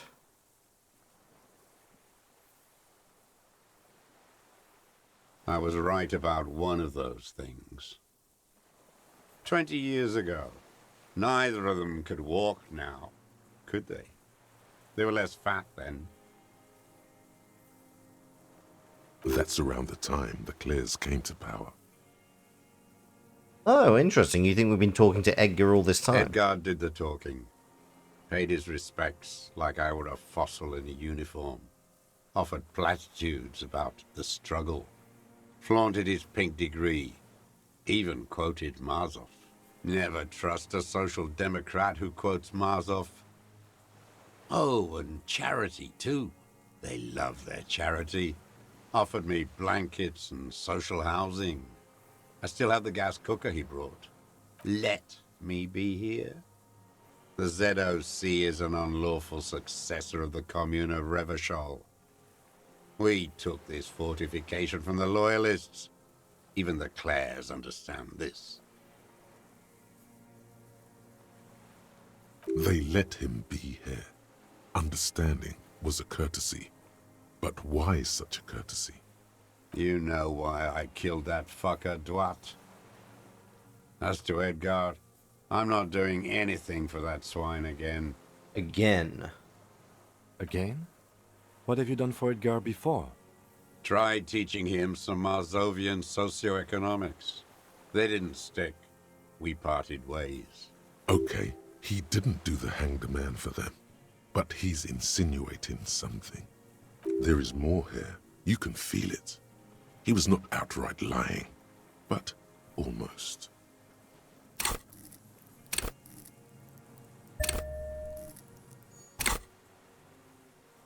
Go for it.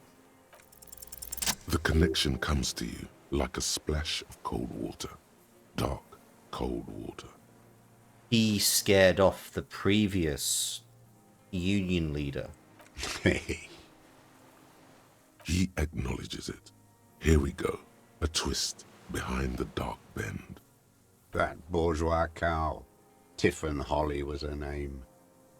Licked the rich man's hand every time he came to town. Never seen a labor leader so hot on mutual cooperation. And money. She liked that too. That Holly was a real bridge builder and a deal maker. Bordering on sentimentality, it drips out of him. Tempered by something familiar to you. A familiar rage. She was. And she was real soft on those money men.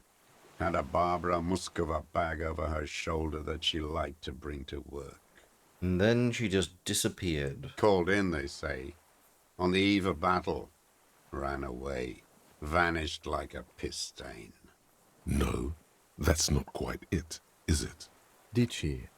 They say her daughter called in, not her personally. But that wasn't really her daughter, was it? No, I guess it was not. She couldn't make the call herself. Here it is. The bend in the river. The truth. Because she was dead. Because the cow caught a bullet in her right lung. Fell into the canal, grasping her tit, and drowned. Or bled. Hard to say. It was a sloppy job, on a moving target. She was going home, waddling, dressed in yellow, drunk like she often was.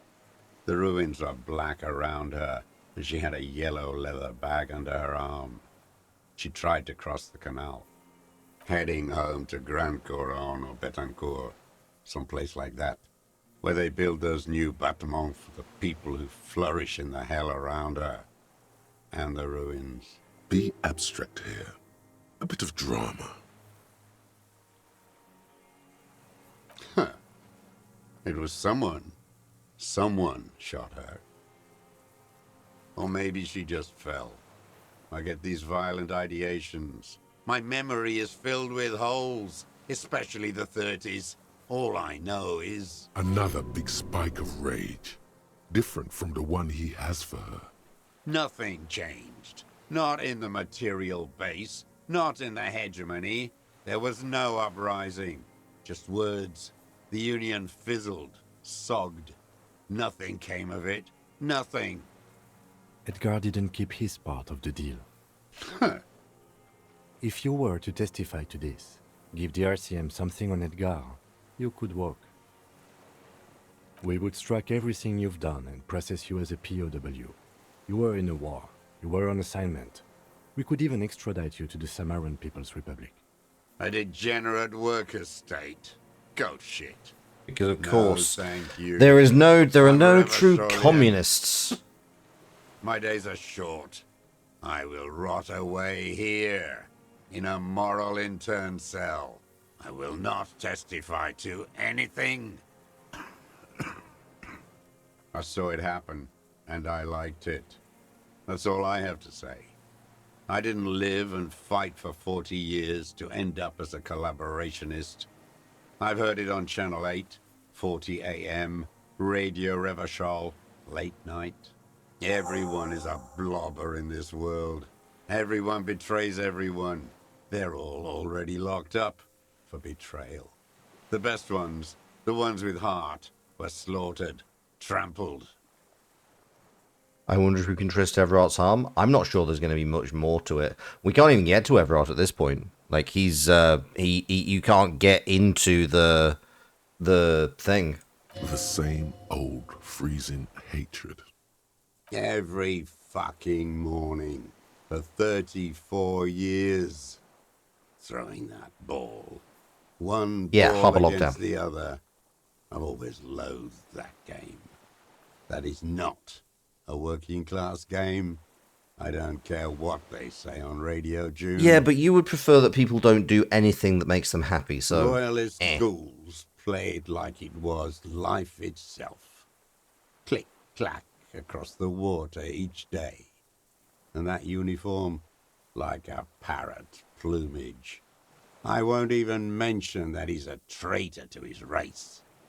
A petank maniac, race traitor. I remember him. I remember him from La Noce. Not him, personally. His make and model. There were tens of thousands of them. I thought we took them all out before the Liberals came to their rescue. We missed one. That one. Fat and plump, like a pheasant. I mean, just skinny as all begging get out. to be popped off. Please, Mr. Dross, shoot me.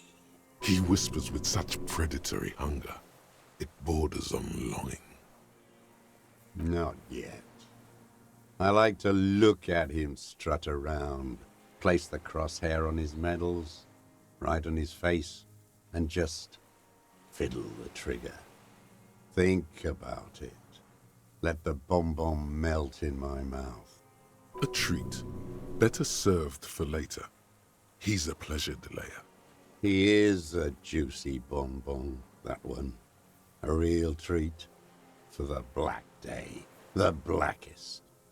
When I put that gun in my own mouth, I think, no, don't waste it.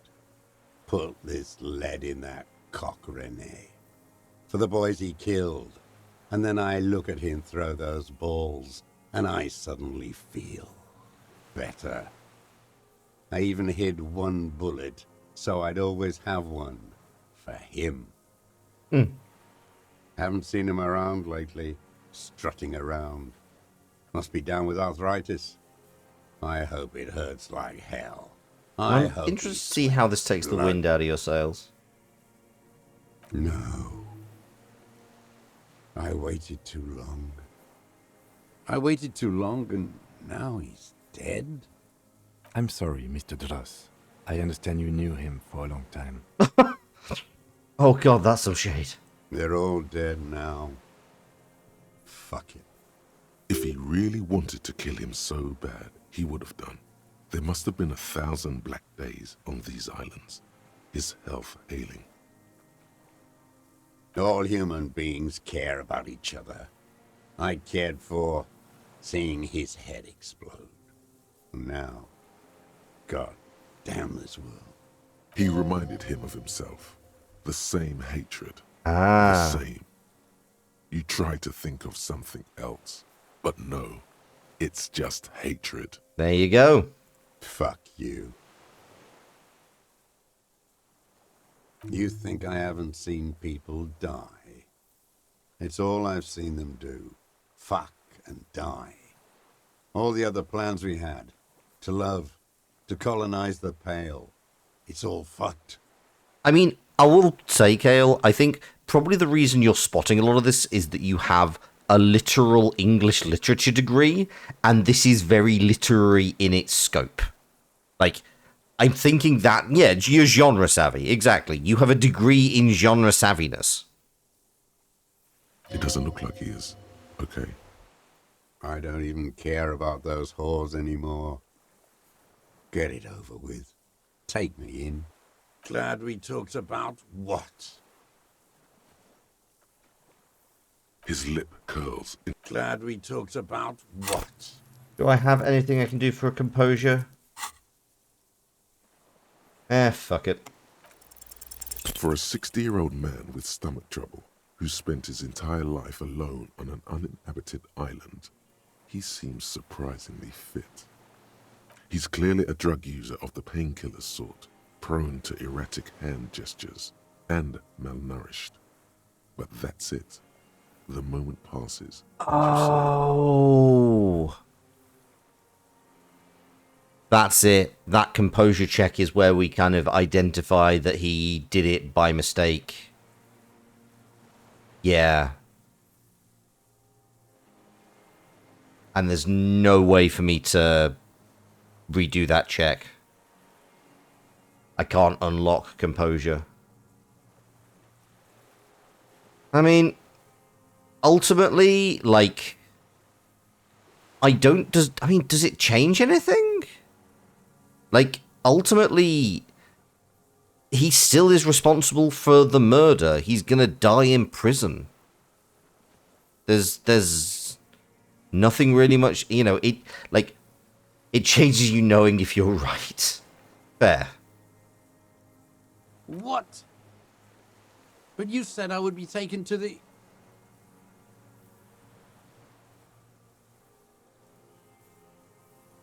The sum of all the erratic movements, fidgeting, and mood swings he's been exhibiting. The wind picks up. The silence on the water is broken all around you. Little shivers of waves appear. The lieutenant continues, like an incantation. Your Wayfarer rights have been suspended. Information provided to the officers on the scene will be used against you by the prosecution. You will be given legal counsel within 1 week and must face court in 44 days. Do you understand? Do you understand? But... No, I don't want to. I have to stay here. He's sweating. Beads are forming on his forehead. Pupils are dilated too. Eyes getting blacker and blacker. Your confirmation is not required, sir. Now on to the boat.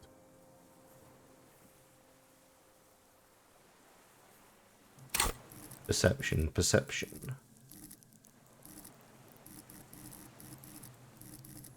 Nope. This is not getting any, but this is not going to get better. Ooh. You thought you heard something, but it's just the reeds. Maybe we could all fit in there. Not really. We could escort him to the pier, then either one of us can take him inland while the other stays here, but... But then, who watches him while you're coming back here. You come back for me? How about I go and send a boat back for you? What is this farce? This is a fucking farce. I can't. Lillian, you could ask her maybe. This is no harmless old man. This fucking world. This world. What is this? No, listen. Listen now.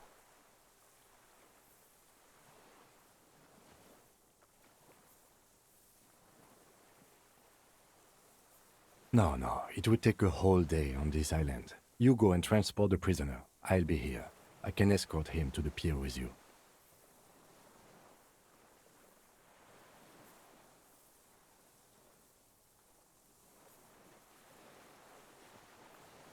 This world. What are you talking about? Is this us? The wind is cold from the east. Your skin is crawling suddenly.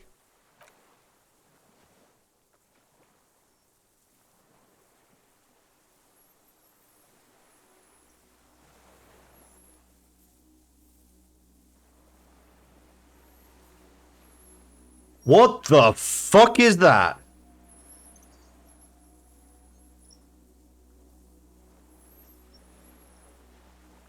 A delicate tangle of arms and legs unfolds from the reeds, limb by limb, to then just stand there, moving its scythe-like arms in ghostly silence.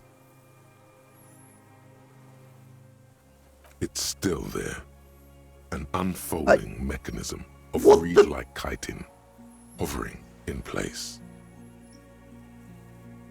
What are you talking about? There's nothing there.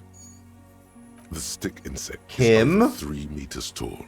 It looks straight at you with its tiny pinprick eyes and its grotesquely small head.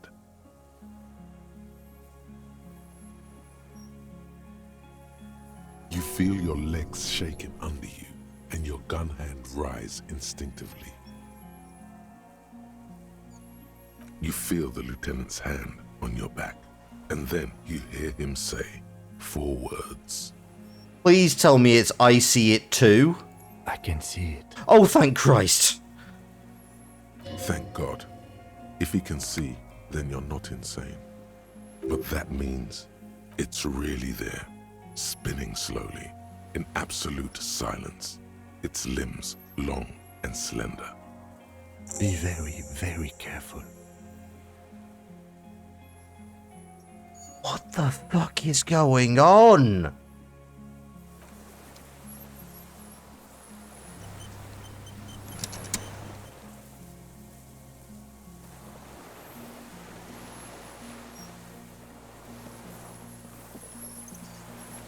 The creature stands on long stilt-like legs, antennae hanging from its head like a woman's hair, white and curled at the tips. It is no more than 5 steps away from you. Reed-like tufts stick out of its joints. As the insect moves its forearms, it produces a faint hiss, like a reel-to-reel machine spinning after the tape breaks.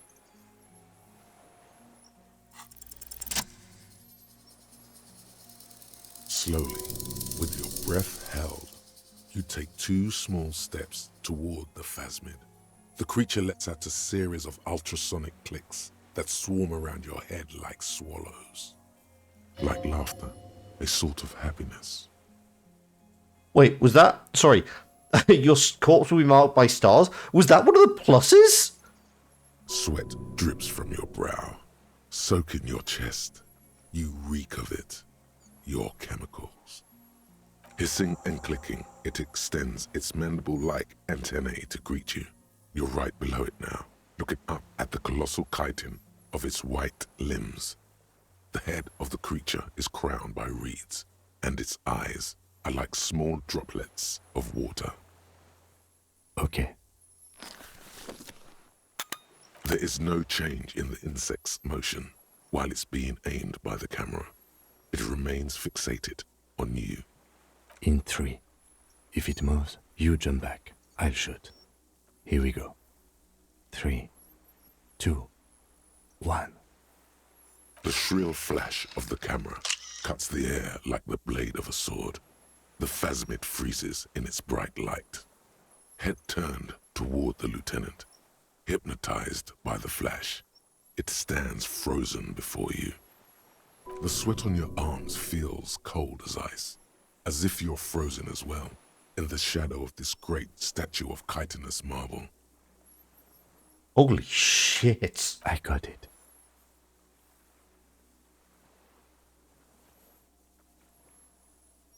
The antennae hang from a great height. With your hand shaking, you barely touch the tip of the left whisker.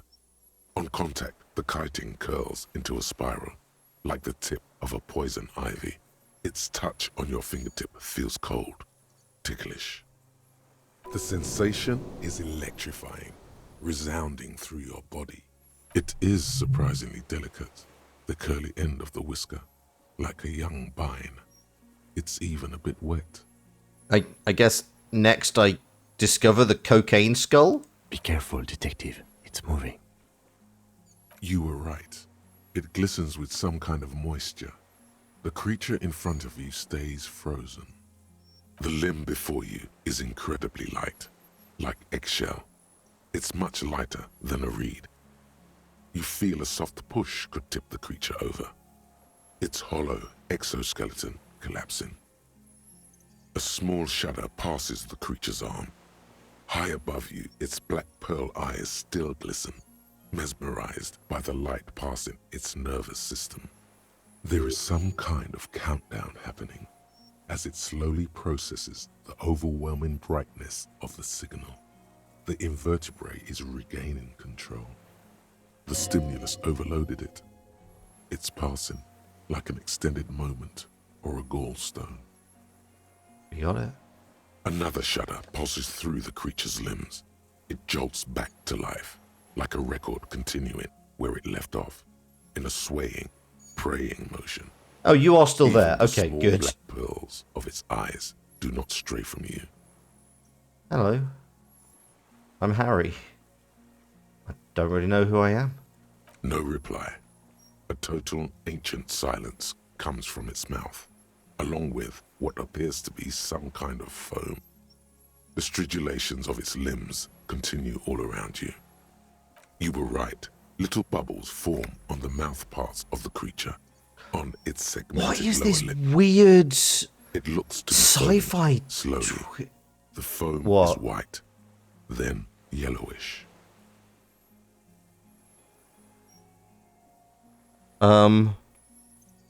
Careful.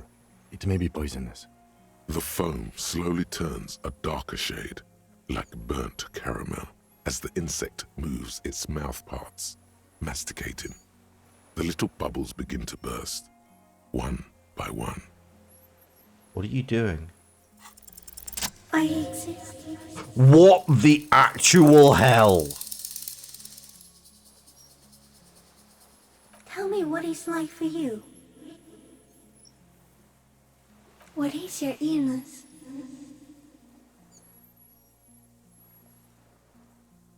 For me, it is not like that. I have states, not the emotions. For example, I experience excitement at unexpected sugar rewards, but that is not important. Now I will tell you how it is for me. For me, it is a series of half-lit images, a kind of darkness, being intruded upon, transient, dim, moist, shapes of plants and animals, and internal sensations, a swarm of sounds, tiny vibrations on the inside of my forearms. All speak of complexities totally beyond my understanding. Hale, we just found a fucking phasmid. Like, we can't really say whether we're hallucinating or not. I am at the end of a narrow funnel, weightless, so light, it only feels like something to be me. In truth, Oh, Perhaps I'm yeah, lucky. liquid could be hallucinogenic, but I didn't lick certainly it. do not have a soul. And if I did, it would never ache. What is happening to me right now? I don't know. You're just a shadow for me. Far away, faintly transmitting. But for a curious smell, That, my friend, is alcohol. few of us can begin to imagine the horror of you. With all of creation reflected in your forebrain. It must be like the highest of hells, a kaleidoscope of fire and writhing glass. Eternal damnation. Even when you're sleeping, and when you wake, you carry it around on your neck, with eyes open that cannot help but swallow more behind the mirror. I feel great, mute empathy for you. That must be incredibly hard. The Yeah, arthropods it are really is. despondent and meaningless, all of you. Know that we're watching. When you're tired, when the vision spins out of control, the insects will be looking on, rooting for you. That's... We're not saying these things, this is all thought. I mean, that just... It's And when you fair. fall, we will come to raise you up. Bud from you, banner-like, blossom from you and carry you apart in a sky funeral, in honor of your passing. But not me, because I'm just a leaf eater. Detective, So am I. I was born to detect sucrose rewards and semiochemicals. What were you born to detect? He's in a bad state, deteriorating fast now. He thinks I am beneficial to him, but I am not. I only quicken his deterioration, Oh, you are poisonous. very slowly, and only because he won't go away. It is meant to keep them from noticing me, to interfere with the pictures in their heads. But he has looked at me for too long, and I am destroying him. No, you're awake. I am real. Light is forming me. This is real. Not even the birds know that. Not even the water lily. You can also eat it. If it's a leaf, you can put it in your mouth. Yum yum. Or read. But gives you brain holes as a defense mechanism. That is what do you know what? That genuinely is what Morell said. That was Morell's theory. I am an unknown species of the order Phantasmodia, endemic to the Insulandian Insula. For the last 350 years, I have hidden in plain sight, masquerading as the reeds, molding, cloning myself, unfolding at night to play with trash bins and boys. it may have unknown, dangerous biochemical characteristics that help it maintain its camouflage. We couldn't look at a boy. I went unnoticed by the first settlers and the land surveyors of the suzerain. Also, It by the isn't soldiers time of the yet. revolution Oh. and officials of the occupation. Even the Samanese islanders who came here first, but did not stay, have not seen me. So why have we? I have stayed hidden through 4 forms of government and 2 scientific revolutions, until I was accidentally discovered by a detective of the citizen militia in Revelshore. How do you know? Wait. District. Yes, I do not have a scar to display. So I use a neurodegenerative element to aid in camouflage. Do not worry. It is only destructive over long periods of time. Oh, phew. Okay. The deserter. He's been here for a long time. No. You are the miracle. The moral of our encounter is, I am a relatively medium life form, while you are extreme, all-engulfing madness. A volatile simian nervous system, ominously new to the planet. The Pale too came with you. No one remembers it before you. The Nidarians do not. The radially symmetrics do not. There is an almost unanimous agreement between the birds and the plants that you are going to destroy us all. It is a nervous shadow cast into the world by you, eating away at reality. A great, unnatural territory. Its advent coincides with the arrival of the human mind. Are you suggesting that the Pale exists because we observed it? Are you suggesting that we really are 40k orcs and we reality bent the Pale into existence? You're a violent and irrepressible miracle. The vacuum of cosmos and the stars burning in it are afraid of you. Give me enough time, you will wipe us all out and replace us with nothing. Just by accident. We suspect it will be something like the oxygen holocaust that wiped out anaerobic life 2.6 billion years ago, when organisms first started breathing. Only much worse. Instead of air, you exhale thoughts. There are no trees that eat thoughts. Everything your eyes touch goes back there, behind the nose mirror. What if you blink? Are we still here? Please don't blink. What if he misplaces us all one day, or just forget? So it is already happening. Soon, one of you will close your eyes and open them to see that. Oh good, we no can ask this. ever existed. It doesn't look like that, no. You're just staring at it.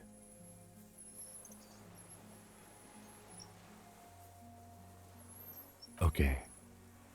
Is it somehow related to the case? I mean, sort of? I think you should back away from the unstudied species now. No, there is one more. Thank you. I also have one more thing to say to you. That woman, turn from the ruin. Turn and go forward. Do it for the working class. The giant phasmid bug is a communist. But this is definitely our own brain, yeah. That confirmed it. You cannot lie to me. Behind you, it smells of fires. So awfully far you were prepared to go in her presence. And it. She was middle class. It doesn't take a 3-meter stick insect to tell you that. The insect stops its stridulation, seeming to observe you. Below its crown of reeds, little pinprick eyes detect motion, glittering. The world stands still around you. Suddenly, there is silence. No, stop. Be afraid. As you do, the invertebrate comes to life, its limbs moving independent of each other, as if each has a mind of its own. They are white, like stalks of porcelain, knitting above you, praying to you. The reed creature does not stop its stridulations. It towers above you, parting the reeds it emerged from. Tuft-like structures still rustle on its joints. Perhaps it is preparing to eat its god. Okay, we're gonna back away As you're now. turning away, the phasmid mirrors your movements, stepping on the water, the long limbs carrying its feather weight without breaking its surface.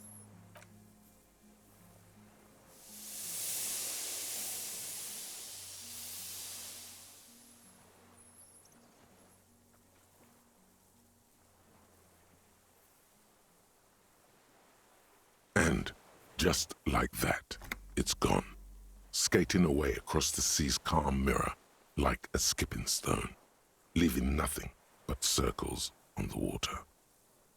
I think we weren't innocents. I think the act of destroying our memory and life made us an innocence. That's my workings. And something under it, in the place it stood, bobbing there, among the reeds, a collection of items. It's gone. I think we've kind of ended up, like... Looks like a nest of some sort. We should have a look. Apparently, yes, like a water strider. Only, I've never seen anything like that in my life. Yeah, an act of resurrection. I was actually going to go the opposite, kind of like the ultimate act of Zen. Like, the only way to be sinless is to be empty? Kind of. What now? In some kind of strange, semi-catatonic state. Our suspect is not looking so good. We need to check on him.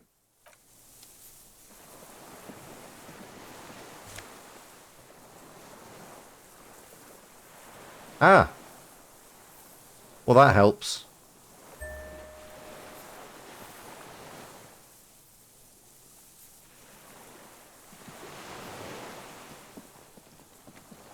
What is it? What do you want from me? I can't go. Something is very wrong with him now. See? Mr. Dross? The man does not respond.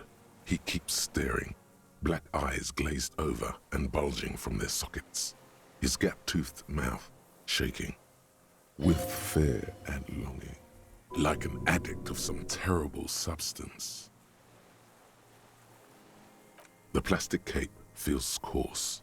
A light shiver passes the man. Other than that, no reaction. He feels small and frail. He's going into some kind of psychomotor immobility. The good news is, this solves our transportation problem. Doesn't it, Mr. Dross? Kim? The trembling mouth appears to sigh. Between this and the broken tire he's used for a boat, I think it's safe to leave him here, while we go and get help. It will need to be medical first, I'm afraid. Old age and shock. Yes, the arrest and the appearance of the phasmid, the combined stress. But you think it's something more than that, don't you? There's much more. Remember what it said when it spoke.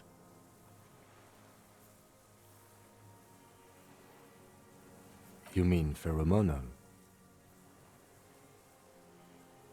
The scope, knowing of her bruises, his disposition toward Miss Oranje? I see what you mean. That could be part of the shock. But you're right, something is off here. Mr. Dross. No response. Then how did we see it? Oh, you mean, whatever does this, does it over time? Teenagers, kids, drunks, sightings are brief, and hence not credible. But anyone who spends a long time with it. Mr. Dross, have you ever seen a stick insect pretending to be the reeds? The doctors will have to look at this. I hope your station has better medical personnel than 57. This is a little advanced for a nurse. You should be more careful, detective. Are you sure it wasn't having an effect on you? Maybe. It's trying to remain unseen. The degradation's a side effect. A valid hunch. Long-term exposure to something like that could be neurodegenerative. Also, please be careful when approaching unknown species in the future, detective. He did seem distressed when it finally came to arresting him, like he didn't want to leave this place, and the insect maybe. I have absolutely forgotten to take notes. I hope I remember all of this. This will be one hell of a report. Thank God we have the photo. It's been a hell of a No journey. one would believe you without it. He stares into the reeds. Your words don't stir anything in him. Perhaps you should. Nothing. Just dull staring. Not even rage left, wherever he is. The last embers have gone out. The war is over. If Kuno kicked it into the sea, as he said he did, the ebb would put it back here. This makes sense. Mr. Dross could have picked it up. Or the phasmid even. If it did, this is incredible. Him constantly shitting on Lena for cryptozoology got the first real photo of the phasmid. I mean, technically speaking, as soon as you get that photo, it's no longer cryptozoology. It's just zoology. Kim remains correct about cryptozoology, It's just zoology. I lost. He turns his eyes to the reeds again, as he's done so many times. Beige and white stripes. He lost the scope. Then it somehow made its way over there, with the help of a magpie phasmid. This sight is a T9, Mr. Truce. Was it attached to the rifle when you made the shot? Silence. Not even a sigh. You've gotten all you will out of this poor being. The plastic cape flaps around his face in a gust of wind. His back is slouched and his mouth open. The strength has all gone out of him. Just frail old bones in a sack of tracksuit trousers and a windbreaker. This poor man. We should think about getting back to the mainland, to get help. He'll be safe here, if we don't take too long. Or potentially a kind of chemical dependency?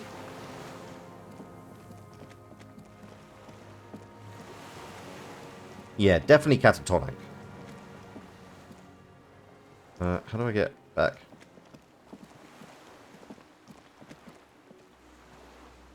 Oh God, how do I...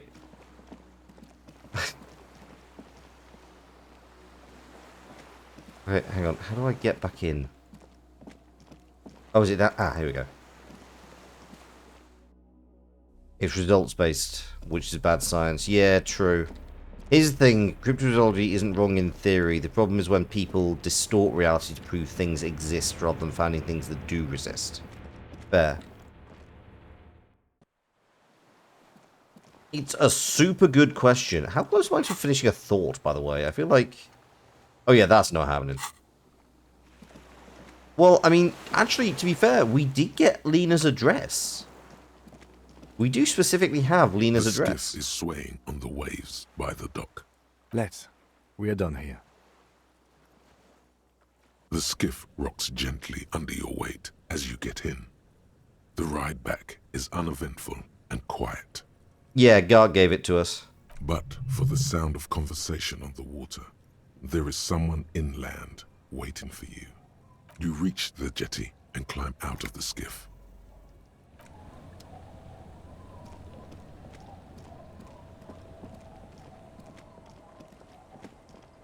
Look what the tide brought him.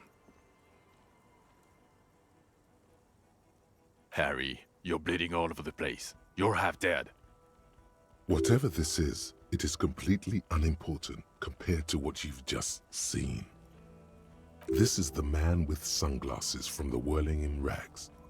But where are his sunglasses? Bothered by it. Harry, you look like you need a fucking organ transplant. Oh, fuck it. Let's not get into that. That's right. And you're bleeding. Hello, I'm Trent Heilerstam. I believe Oh. we met on several occasions. You're the guy who was apparently, yeah, the dad. I'm your goddamn partner, Jean-Vic Quemar, and this is your special task force. Or what's left of it. Wait, why was he hanging around with that kid? Special Consultant Trond Heidelstam, Patrol Officer Judith Minot. Hi. We've come to scrape what's left of you off the pavement. Lieutenant Kim Kitsuragi, Prison 57. We've just come from the island, where our investigation led us. We might need your help with something later. But this is clearly a departmental matter, so I'm going to leave you to discuss it among yourselves. It's good to meet you, Lieutenant Kitsuhagi. Letting the lieutenant know he shouldn't feel embarrassed over the shitstorm that's about to befall you. Ari, we want to help you. Trent, I believe this is where you come in? I don't quite know what I'm doing here. I was asked to participate as an expert. I think I need to manage your expectations a little. I'm at best an enthusiast in cognitive science. My background is in something else entirely. What is this? I engage in neurology on a merely theoretical level. In fact, I should probably get going. No, Trent, it's too late. You're part of this shit now. What have you got to say for yourself, shit kid? Shit, kid. What an interesting moniker.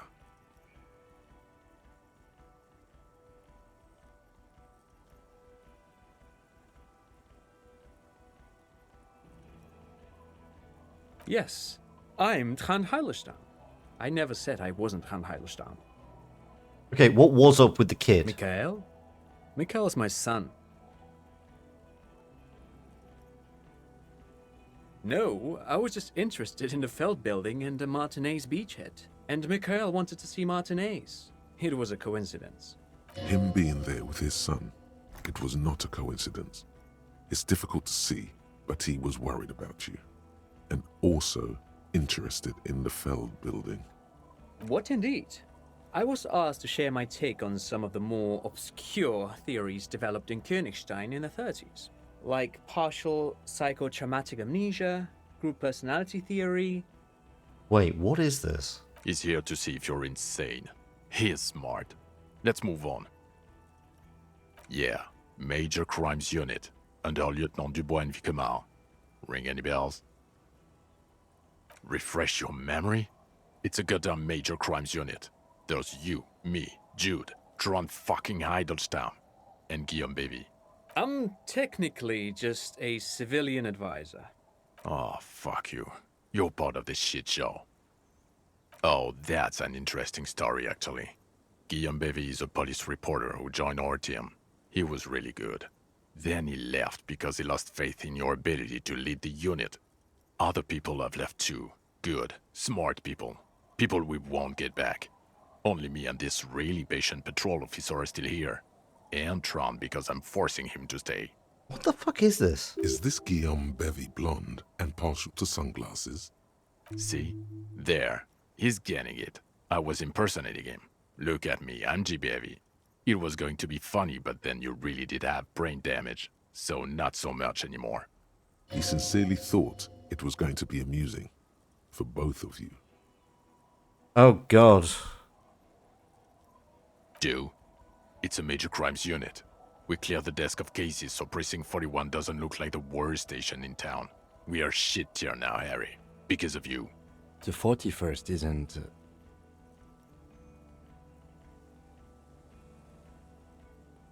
Okay, none of this is useful. How did you The know I was here? cafeteria manager you fucked over told us where you went. And the people on the street helped us too, with your whereabouts. You're a legend among the drunks, Harry. A legendary local drunk. Okay, where have you been all this time? Where have we been? We've been fucking off as far as I remember. You told us to fuck off. You said we're cramping your style. Your detective god. Fuck everything. All we burn. Detect or die.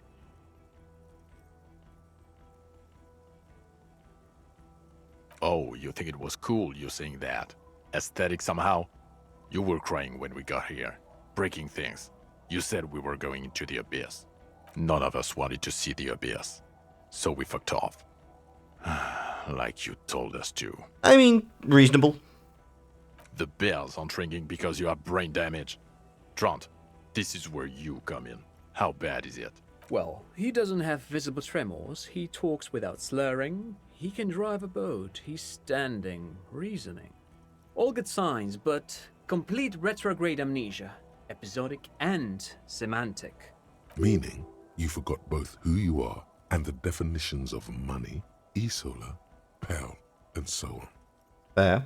As displayed in the station call, our interactions with him, and I don't want to be a snitch, but also mine with him before when Harry did not seem to know who I was. It's all very interesting. Interesting? Yes, interesting. I have my theories, but I would like to hear Harry's thoughts first. Harry, what do you think happened to you? Neurologically, psychologically, and why not socioeconomically? Wait, what? Not when you phrase it like that. But I don't think critical theory... I know everyone thinks this is far-fetched pink academia, but still. I don't think it should be off the table here. I mean, I don't object to What? it, but... He lost his memory because of capitalism? No, not like that. I'm not talking Vredefort's school here. But Harry, I asked you, what do you think happened?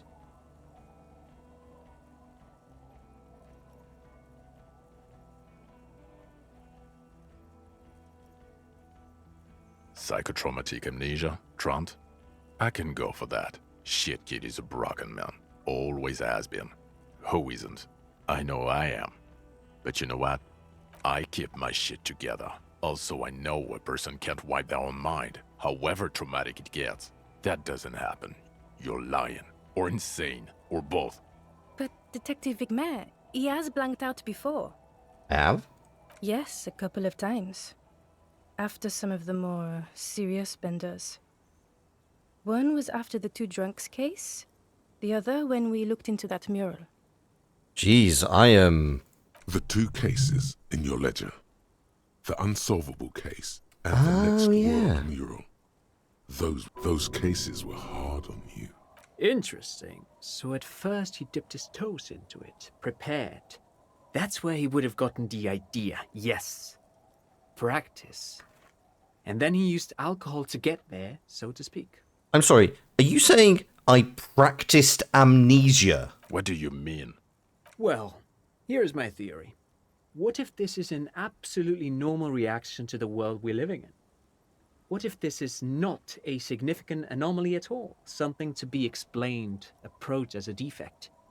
Look at the sensory input here. Look at the ruins, the neon. Listen to the radio, the multitudes, the people. Live here for 40 years. As a police detective, he's like a magnetic reader on the world tape, to borrow a known metaphor.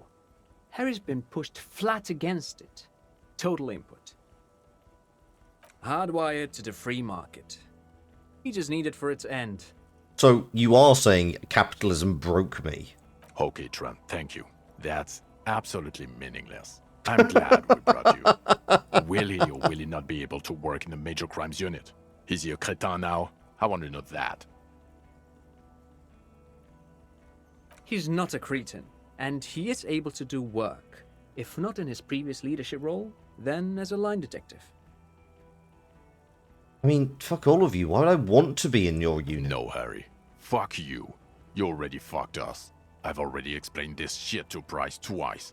To Berdyayeva 4 times. I'm your partner. I answer for you when you're not there. Now nothing. Now we're just going to stand here. No. Oh, now can we you bear discuss with me one that. moment, folks? What the fuck did you do to a motor carriage? Why is it there, Harry?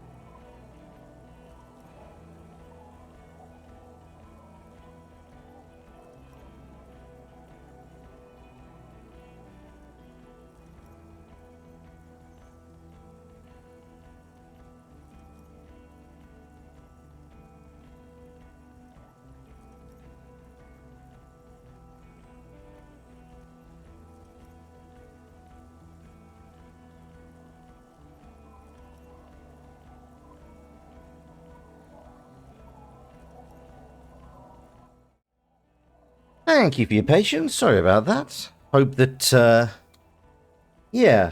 Oh, what do we do to the motor carriage? Lie. Just bide your time. Ask something, then lie.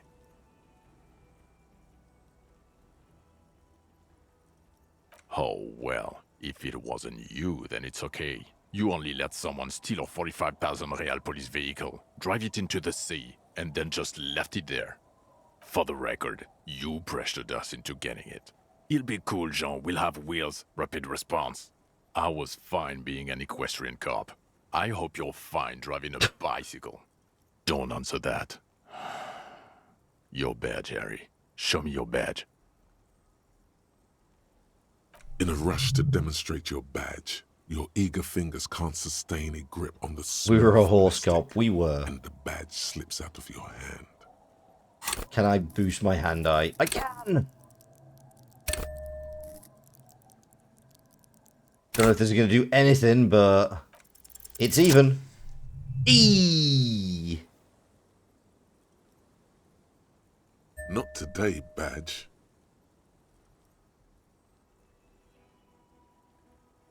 And your gun? As if having your badge and gun are natural states, not achievements. He has it. And he didn't drop it. You're drunk like a bum, Harry. Put that thing away before you kill someone. I don't buy it. Why do you smell like a corpse then, huh? I mean, I've not showered in a week. He's wounded. It's been a long week, and he's handled an actual corpse. A bit of a week? You're drunk, and you let a suspect escape, a certain Clasier, because you were too drunk to assess a flight risk. We've read the reports, Sari. Lieutenant Kitsuhagi's. We know.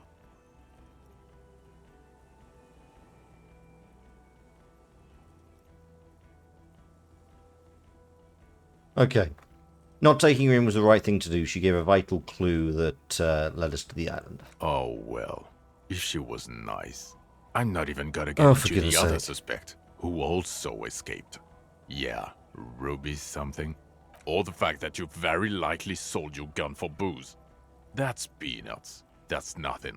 That's a humorous anecdote. Compared to the 7 people who were gunned down, the streets are literally 7? red with blood, Harry. It was fucking mass murder. He did everything he could. We did everything we could. The company hired and vetted mercenaries. Yeah. Lieutenant Dubois got between them and the locals. Damn straight. He did so at considerable risk to his own life. He was shot, not once, but twice. We stopped an execution, not a negotiation. The loss of life was minimal compared to what it could have been.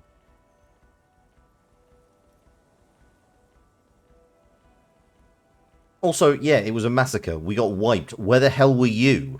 Don't make this harder for yourself. Thank you for the input, Lieutenant Kitsuragi. I didn't mean to suggest you didn't handle the situation. You've spent the week with him on this case. What is your take? On the case? Oh, do we hear what Kim actually thinks of us? On Lieutenant Yefreter Dubois. Well, the drinking, the gun losing, also losing the badge. That's all true. Although he has not been drinking on the job this week. See? 1 week.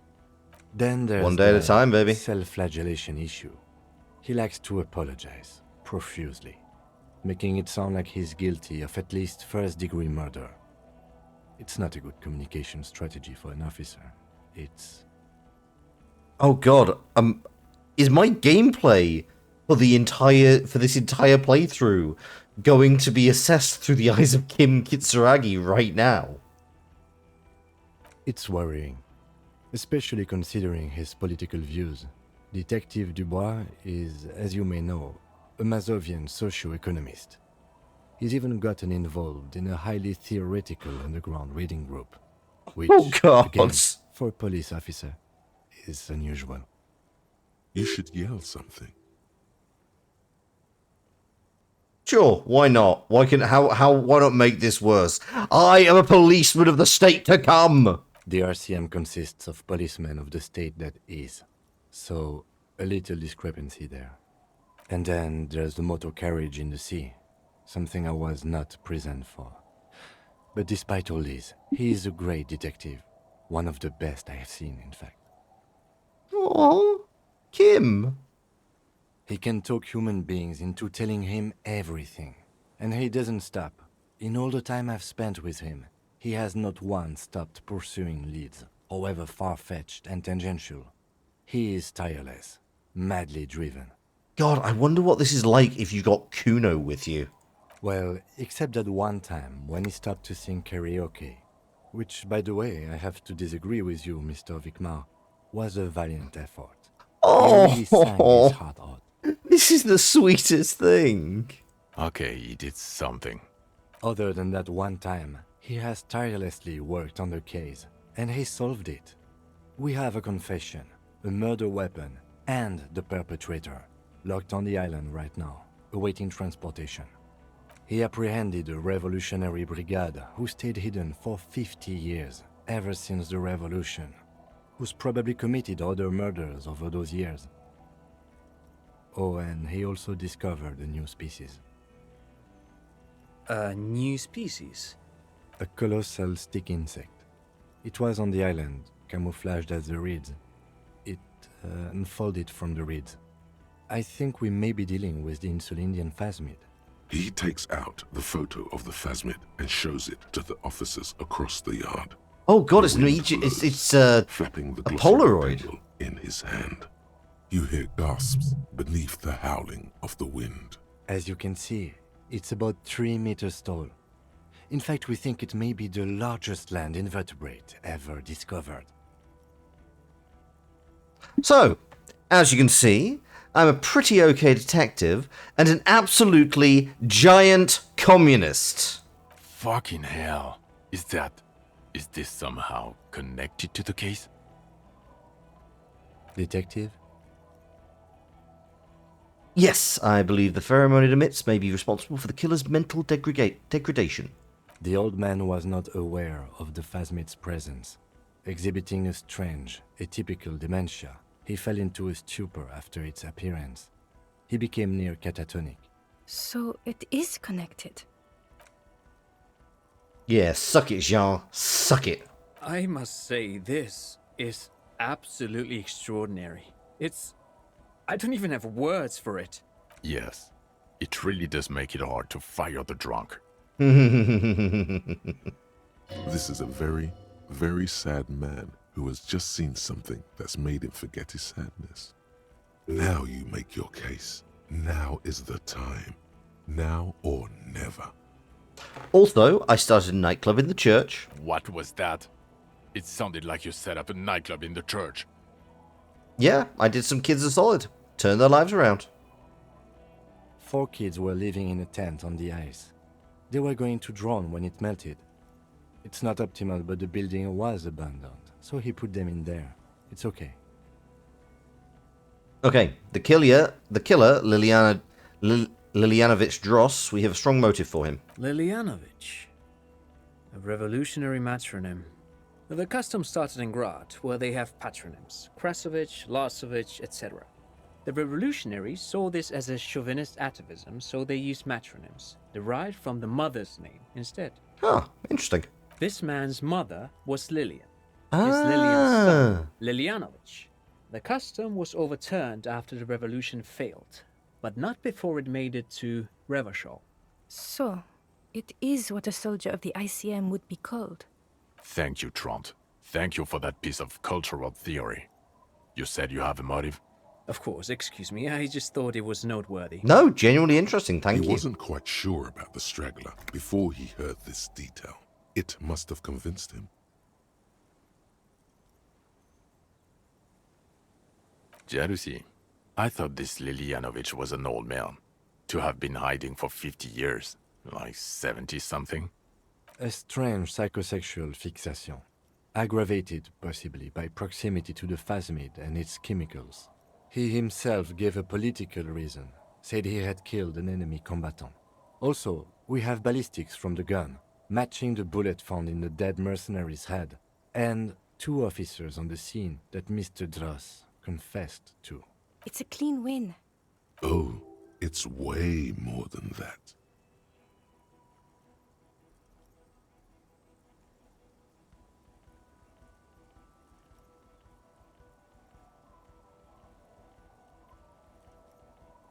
Get over yourself. You're not a perfectionist. You're a cop and you did a good job, with a lot of help from Lieutenant Kitsuragi. And none of this can hide the smell of booze on the wind. God damn it. Doesn't it ever leave? It is there, like in your bones or something. It will pass in time. This is a conversation for when we are no longer out in the open, in Martinez, where Evrart and Edgar Clare have ears everywhere. Understood, of course. I would prefer not to partake in anything union-related, for political neutrality. This has to be good stuff for him to backpedal out of it at first mention. How? It seems to be ongoing. I see red banners on the gates. He didn't quite solve it. He cross-pollinated information between the company rep and Evrart, until the rep came to see that the Union desires war, at which point Mrs. Messier decided to... What? Hand clear the terminal?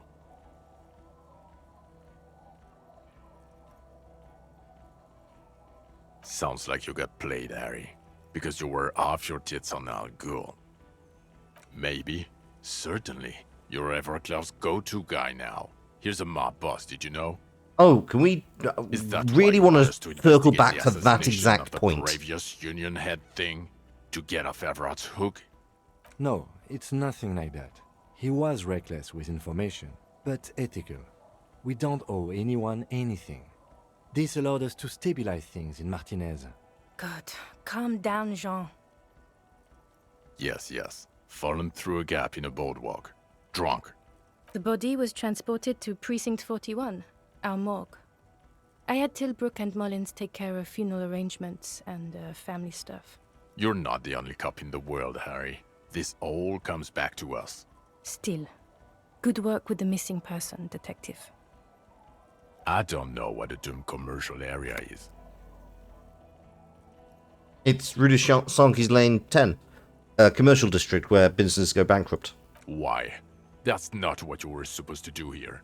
There was a fridge we needed and a possible witness. He was just chasing a lead and ended up advising a local shopkeeper. It was okay. Thanks, Kim. Of course. Call it community outreach, right? Female? What makes you think so? You had to see it. It had the subdued colors of a female. And the nesting behavior too, I think. Incredible. Were there eggs in the nest? Not as far as I could see. There were other things there, though.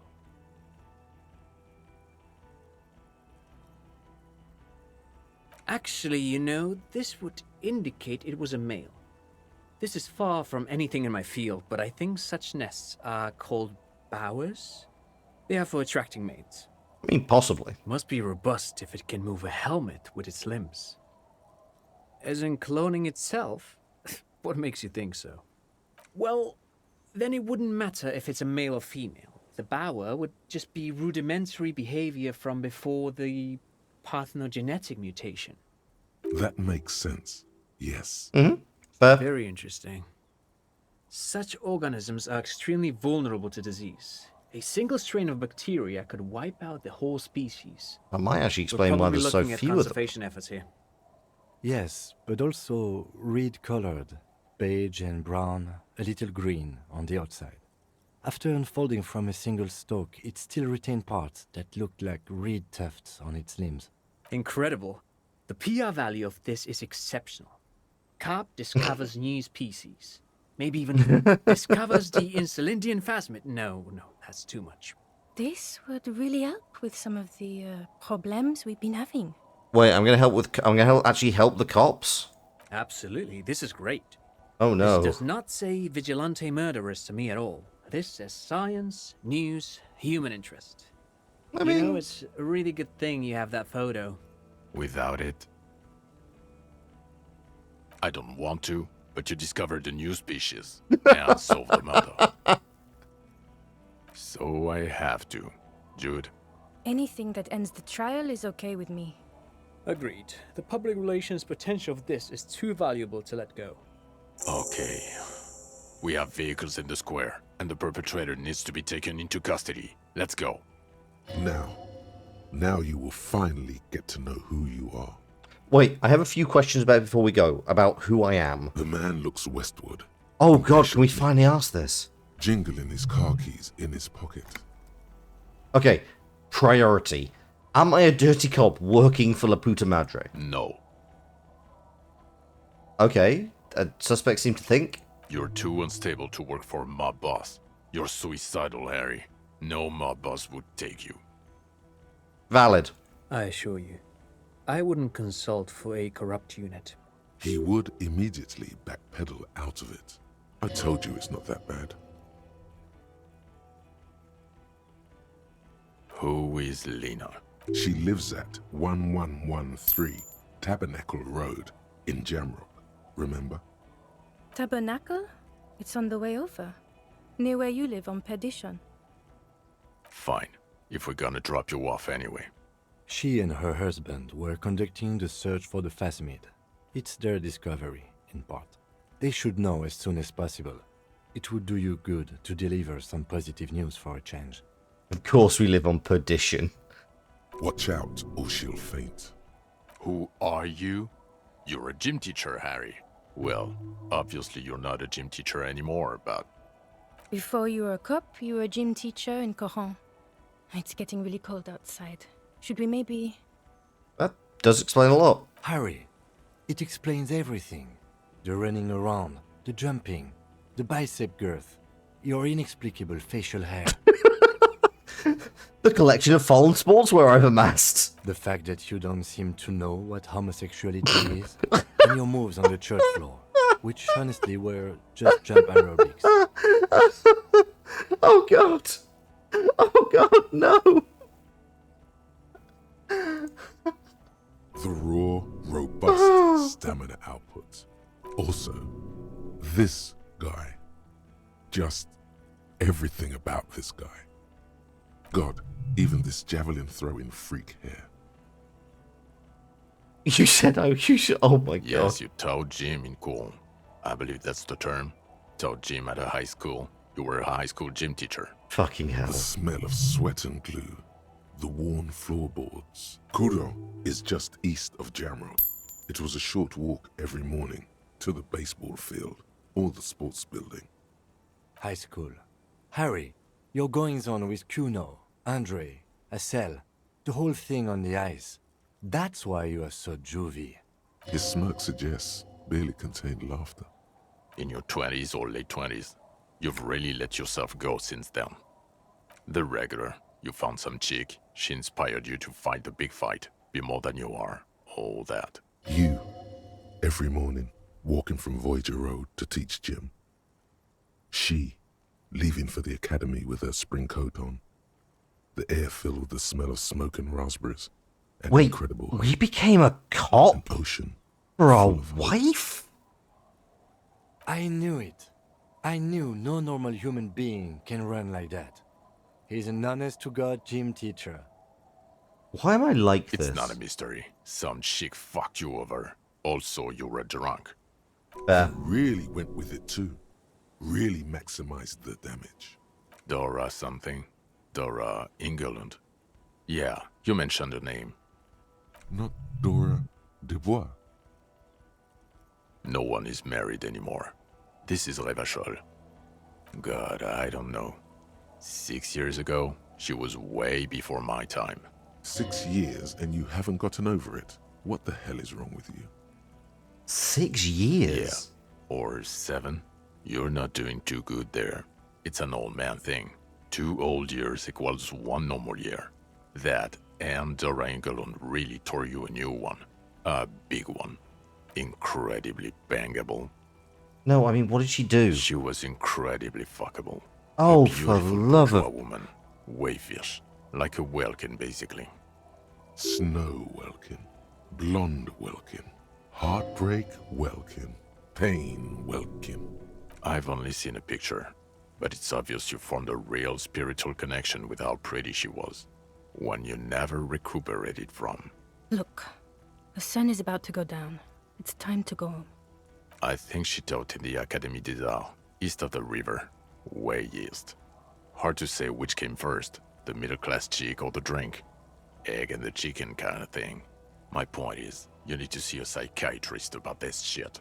Not a psychologist. Several degrees harder. Is there something harder than a psychiatrist? A forensic psychiatrist? Go talk to that. Us? We're the bloody murder station, haven't you heard? We're the bad guys. No one likes us. That's not true. Jamrock is too big for one precinct. You are just understaffed. And everyone respects the 41st. You have Captain Price. Thank you, Lieutenant. You're being kind. It is an understaffed station and the district is too big, which is why we need to... Get back to it. We left Torson and McLean to run the Sea Wing. It's not good. God.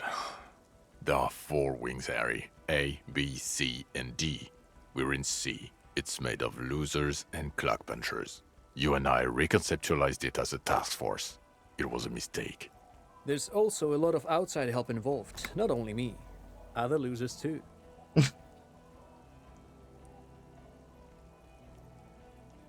So he remembers that. Yes, there may have been a raid on some churches. It wasn't good press. Shooting up churches never is. I was out of town, to be clear. Our enemies were hiding in a church, to the best of our information. That's it. I'm not talking about this anymore. Yikes. Your security clearance is shit tier right now. You have to wait for it to go up. Guy is such a centrist. Yeah, I think Trant is like the centrist. Mac the Torso Torson and Chester McLean. His They're not nickname fit to is run the Believe Torso? me, things are shaky as it is. They are damn iconic, though. Torson and McLean. Yeah, not like us. 2 clinically depressed old men. Where's the contrast here? We are garbage. Ptolemy Price? He's the son of the old Price, one of the founders of the RCM. He's one of the most highly regarded men in the force. You're lucky. Somewhere under the curved roof of a former silk factory, shaped like a ladybird with 2 chimneys, Police Captain Ptolemy Price sits behind a heavy wooden desk. Resident medic Nix Gottlieb pours him coffee. It's silent in the captain's office. They speak of change, the city, the tension on the streets. They speak of the events of April and the blood on the streets in May. So I work in the bloody murder station. Okay, it's not the bloody murder station. It's an old converted silk mill with green desk lamps and a coffee corner. A lot of good people work there, hard, every day. Jamrock is the largest ghetto in Rivershoal. Faubourg, technically, but it's divided into 11 districts. Jamrock only has us. The press will blow over. Jamrock is lucky to have you, and it's often considered to be the greatest of the districts. You're lucky to have it. Thank you again, Lieutenant. Okay, important question. Lieutenant Kisaragi, dinner? Well, first I will go back to my station and write the most detailed report anyone has ever seen. It will have to be good to cover all these. Then I will have a serious talk with my captain. About what? Detective, we just stopped a small-scale war. Something is happening to Revachol. He pulls up his collar and looks around. The cold spring light reflected in the lenses of his glasses. I don't know what yet, but it's going to be a hard spring for the RCM. We need to get ready, infiltrate, investigate. Distant traffic. A scrap of newspaper drifts by, carried by the wind. Want to do that at Station 41? Talk to Captain Price? I'd rather not ruffle the feathers of 2 captains with my doom-mongering. No, I mean investigate.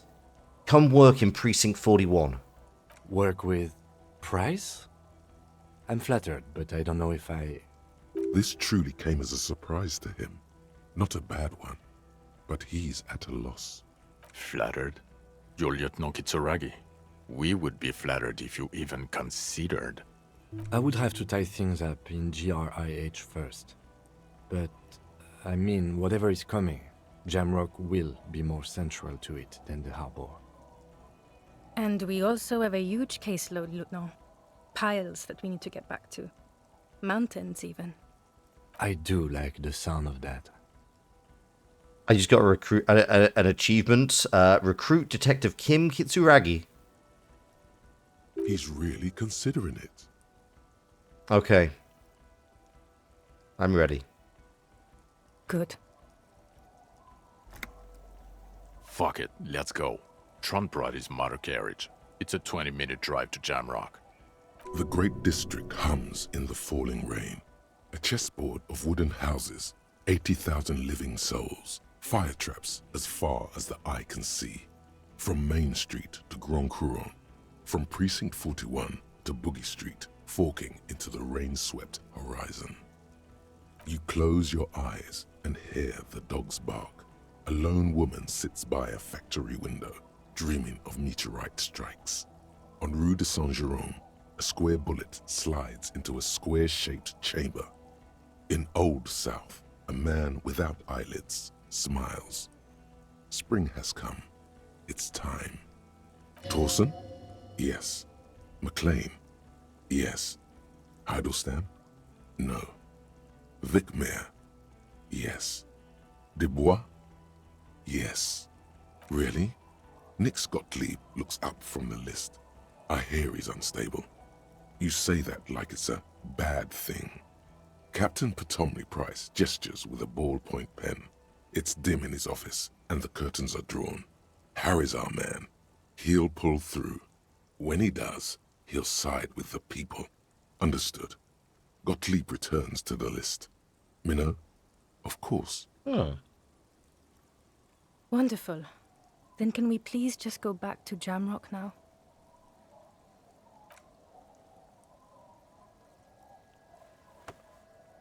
Oh, look at that pat on the shoulder. Oh, this is actually very sweet. Do we not need to go get Kim's car? Just to point out.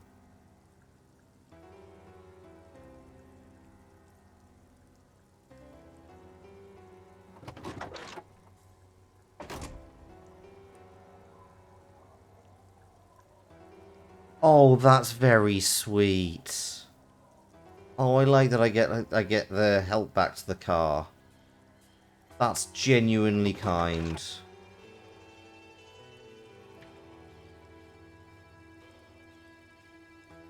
We were shot, I know, but like still didn't need to happen.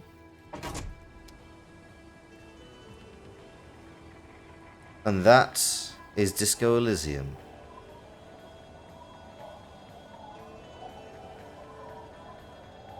God, I've become far too familiar with all four of those names in the last...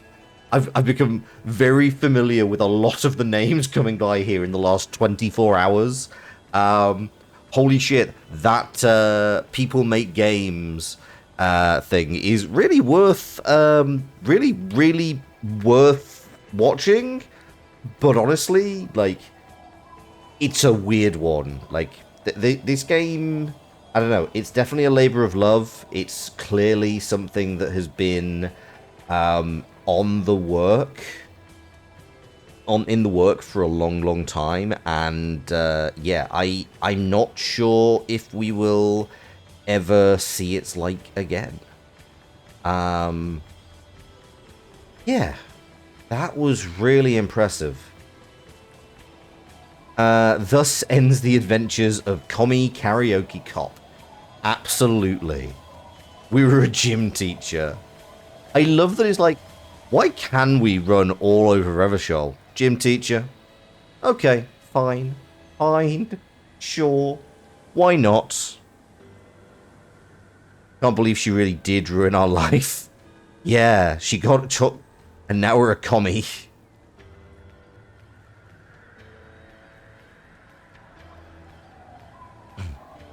Yeah, can't believe we met a girl and she convinced us to become a cop of all things. She turned us into a miserable cop. Yep.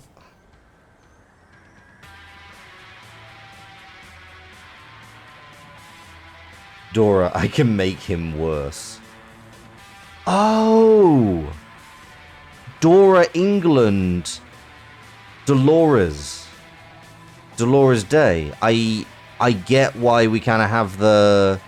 Yeah, it's not like a perfect match, but...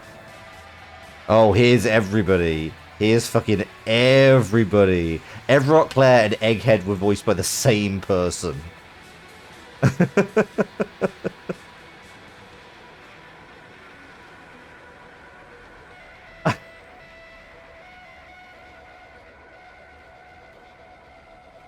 don't recognize any of these names, but they were... Cunon Jean? Yeah, same person. There are some varied and capable, voice actors on this team. It's really amazing.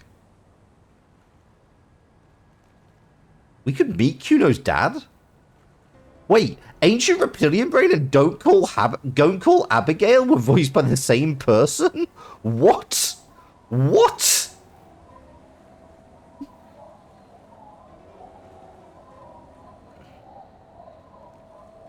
Apparently they're mostly new actors. Yeah, I think we've had this discussion, but they have, yeah, they were apparently all pretty new actors. They weren't, like, known people. It was very it's very impressive. Like, the level of voice acting they pulled in from here for this game is absolutely stunning. Like, it has been an absolute joy to listen to every single character. Even the characters I hated, like, they were voiced impeccably. They were absolutely amazing. But yeah, that is Disco Elysium. The only exception was Lely's voice work. It's true, but he was dead. Fuck him. Like that would I though I do agree that was a very weird one. It was yeah. Anyway. Kim was phenomenal. Kim, just like, honestly, would love to see Kim appear in future games. I am not sure that's gonna happen, but, you know, we're not going to... We can't really speculate on what is going to happen. We may well see, like, future games from Robert Corvetts and Rostov and Alexander Rostov, because they do have, like, a game studio in the work. And it may well be, like, very heavily spiritual successor to Disco Elysium, but unfortunately it's unlikely it will be in the same world. Which is a shame, because there's clearly, like, a lot going on. Like, the fact that there is clearly Disco Elysium 2, Homosexual Underground. Disco 1 was Homosexual Underground. At least the way I played it. So yeah, wow, this has been a trip. Like, it's interesting, because, like, there's so much... It feels like there's a lot that's still out there. Like, but it's one of those ones where I think I would probably just, like, go and play it on my own time. Because, like, I don't think it... There's not really much you can do now except kind of go and look at more of the dialogue options. Like, I'm not sure it kind of... We didn't kiss Gim, though? Yeah, it's true. Could be gayer. Yeah, thank you, everyone, for joining me. It's been an absolute pleasure. I really... like, honestly, one thing I will likely do now is kind of go and check out other people have played it, just to... We could get Kuno. Honestly, I feel like it's going to give us a lot of the same options. Like, the only difference is we get to know what Kuno's like. Like, I don't know. I'm not necessarily feeling it. I'm feeling like this. You don't want Kuno. Fair enough. Like, I'm feeling that this was a really good story. Like, I think it's one of those things where it's like a book a game that tricks you into reading a book. But yeah, it was a really good story. I really enjoyed it. Like, I don't know, maybe in like 5 years I will come back and I will just like go hardcore centrist, or like actively sabotage the case, or something like that. But I think it's one of those ones where right now I really appreciate everything that I've played through over the last, I don't even know how many sessions of this I've had. How many times have I played this? It feels like both like I've been doing it for ages and also for like a minute. It's... Hang on, so... Okay, so there is... I think this is our 16th episode. So it's honestly, about the same length of time as Marvel Midnight Suns, which tracks, honestly. Like, it was clearly a very full game. It was clearly there's a lot to explore. I'm really glad with the amount that I explored in it. Like, I love how much stuff that I just did, like, as a bit of an offhanded thing came back, particularly like right at the end, where it's like, oh, hey, actually, to be honest, it's really, really indicative of the fact that Robert Korvitz, the original lead writer, came up with the world of Elysium as a tabletop role-playing campaign. Because apparently they started playing, like, him and the Overcoat started playing D&D, and then they wanted to kind of do some stuff with the setting. Eventually they completely worked out a whole new setting and world book. That's what this came to. That's why he's got so many ideas for the world of Elysium. And you can really tell, because it really is a gift with GMs that when they kind of bring all the little things you've done over the course of a campaign and actually have it matter. Like, those little things that you didn't even consider were relevant, and then it's like, yeah, you know what? That was a cool thing. I'm going to bring that back. I'm going to bring it, I'm going to reference it. Oh yes, open stress relief, Ziggy dog. What a good boy. / girl. Good dog.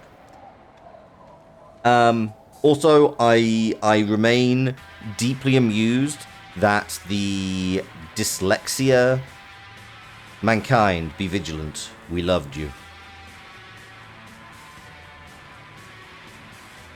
Yeah, I love that the dyslexic accessibility font actively broke the scripts in the game.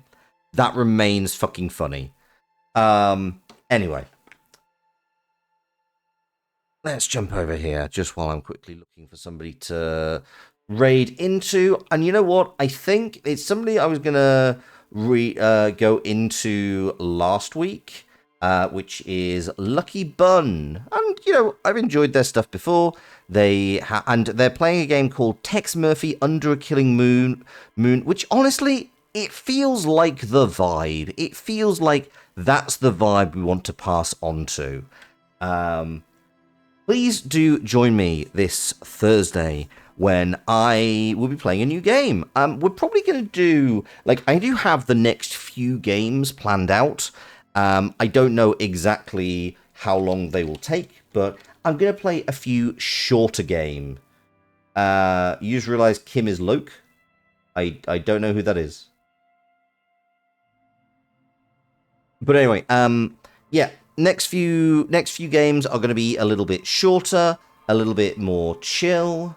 The girl, you know, who has her entire life together, she's a 10, but her boyfriend is a frat boy into crypto. Ah, fair. But yes. Holy shit, we got through Disco Elysium. Thank you for joining me on this.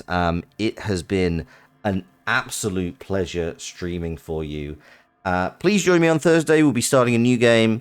As I say, they're going to be much less strongly narrative for a little bit. Something a bit light and breezy. And then we have some roguelike deck builders coming up as well.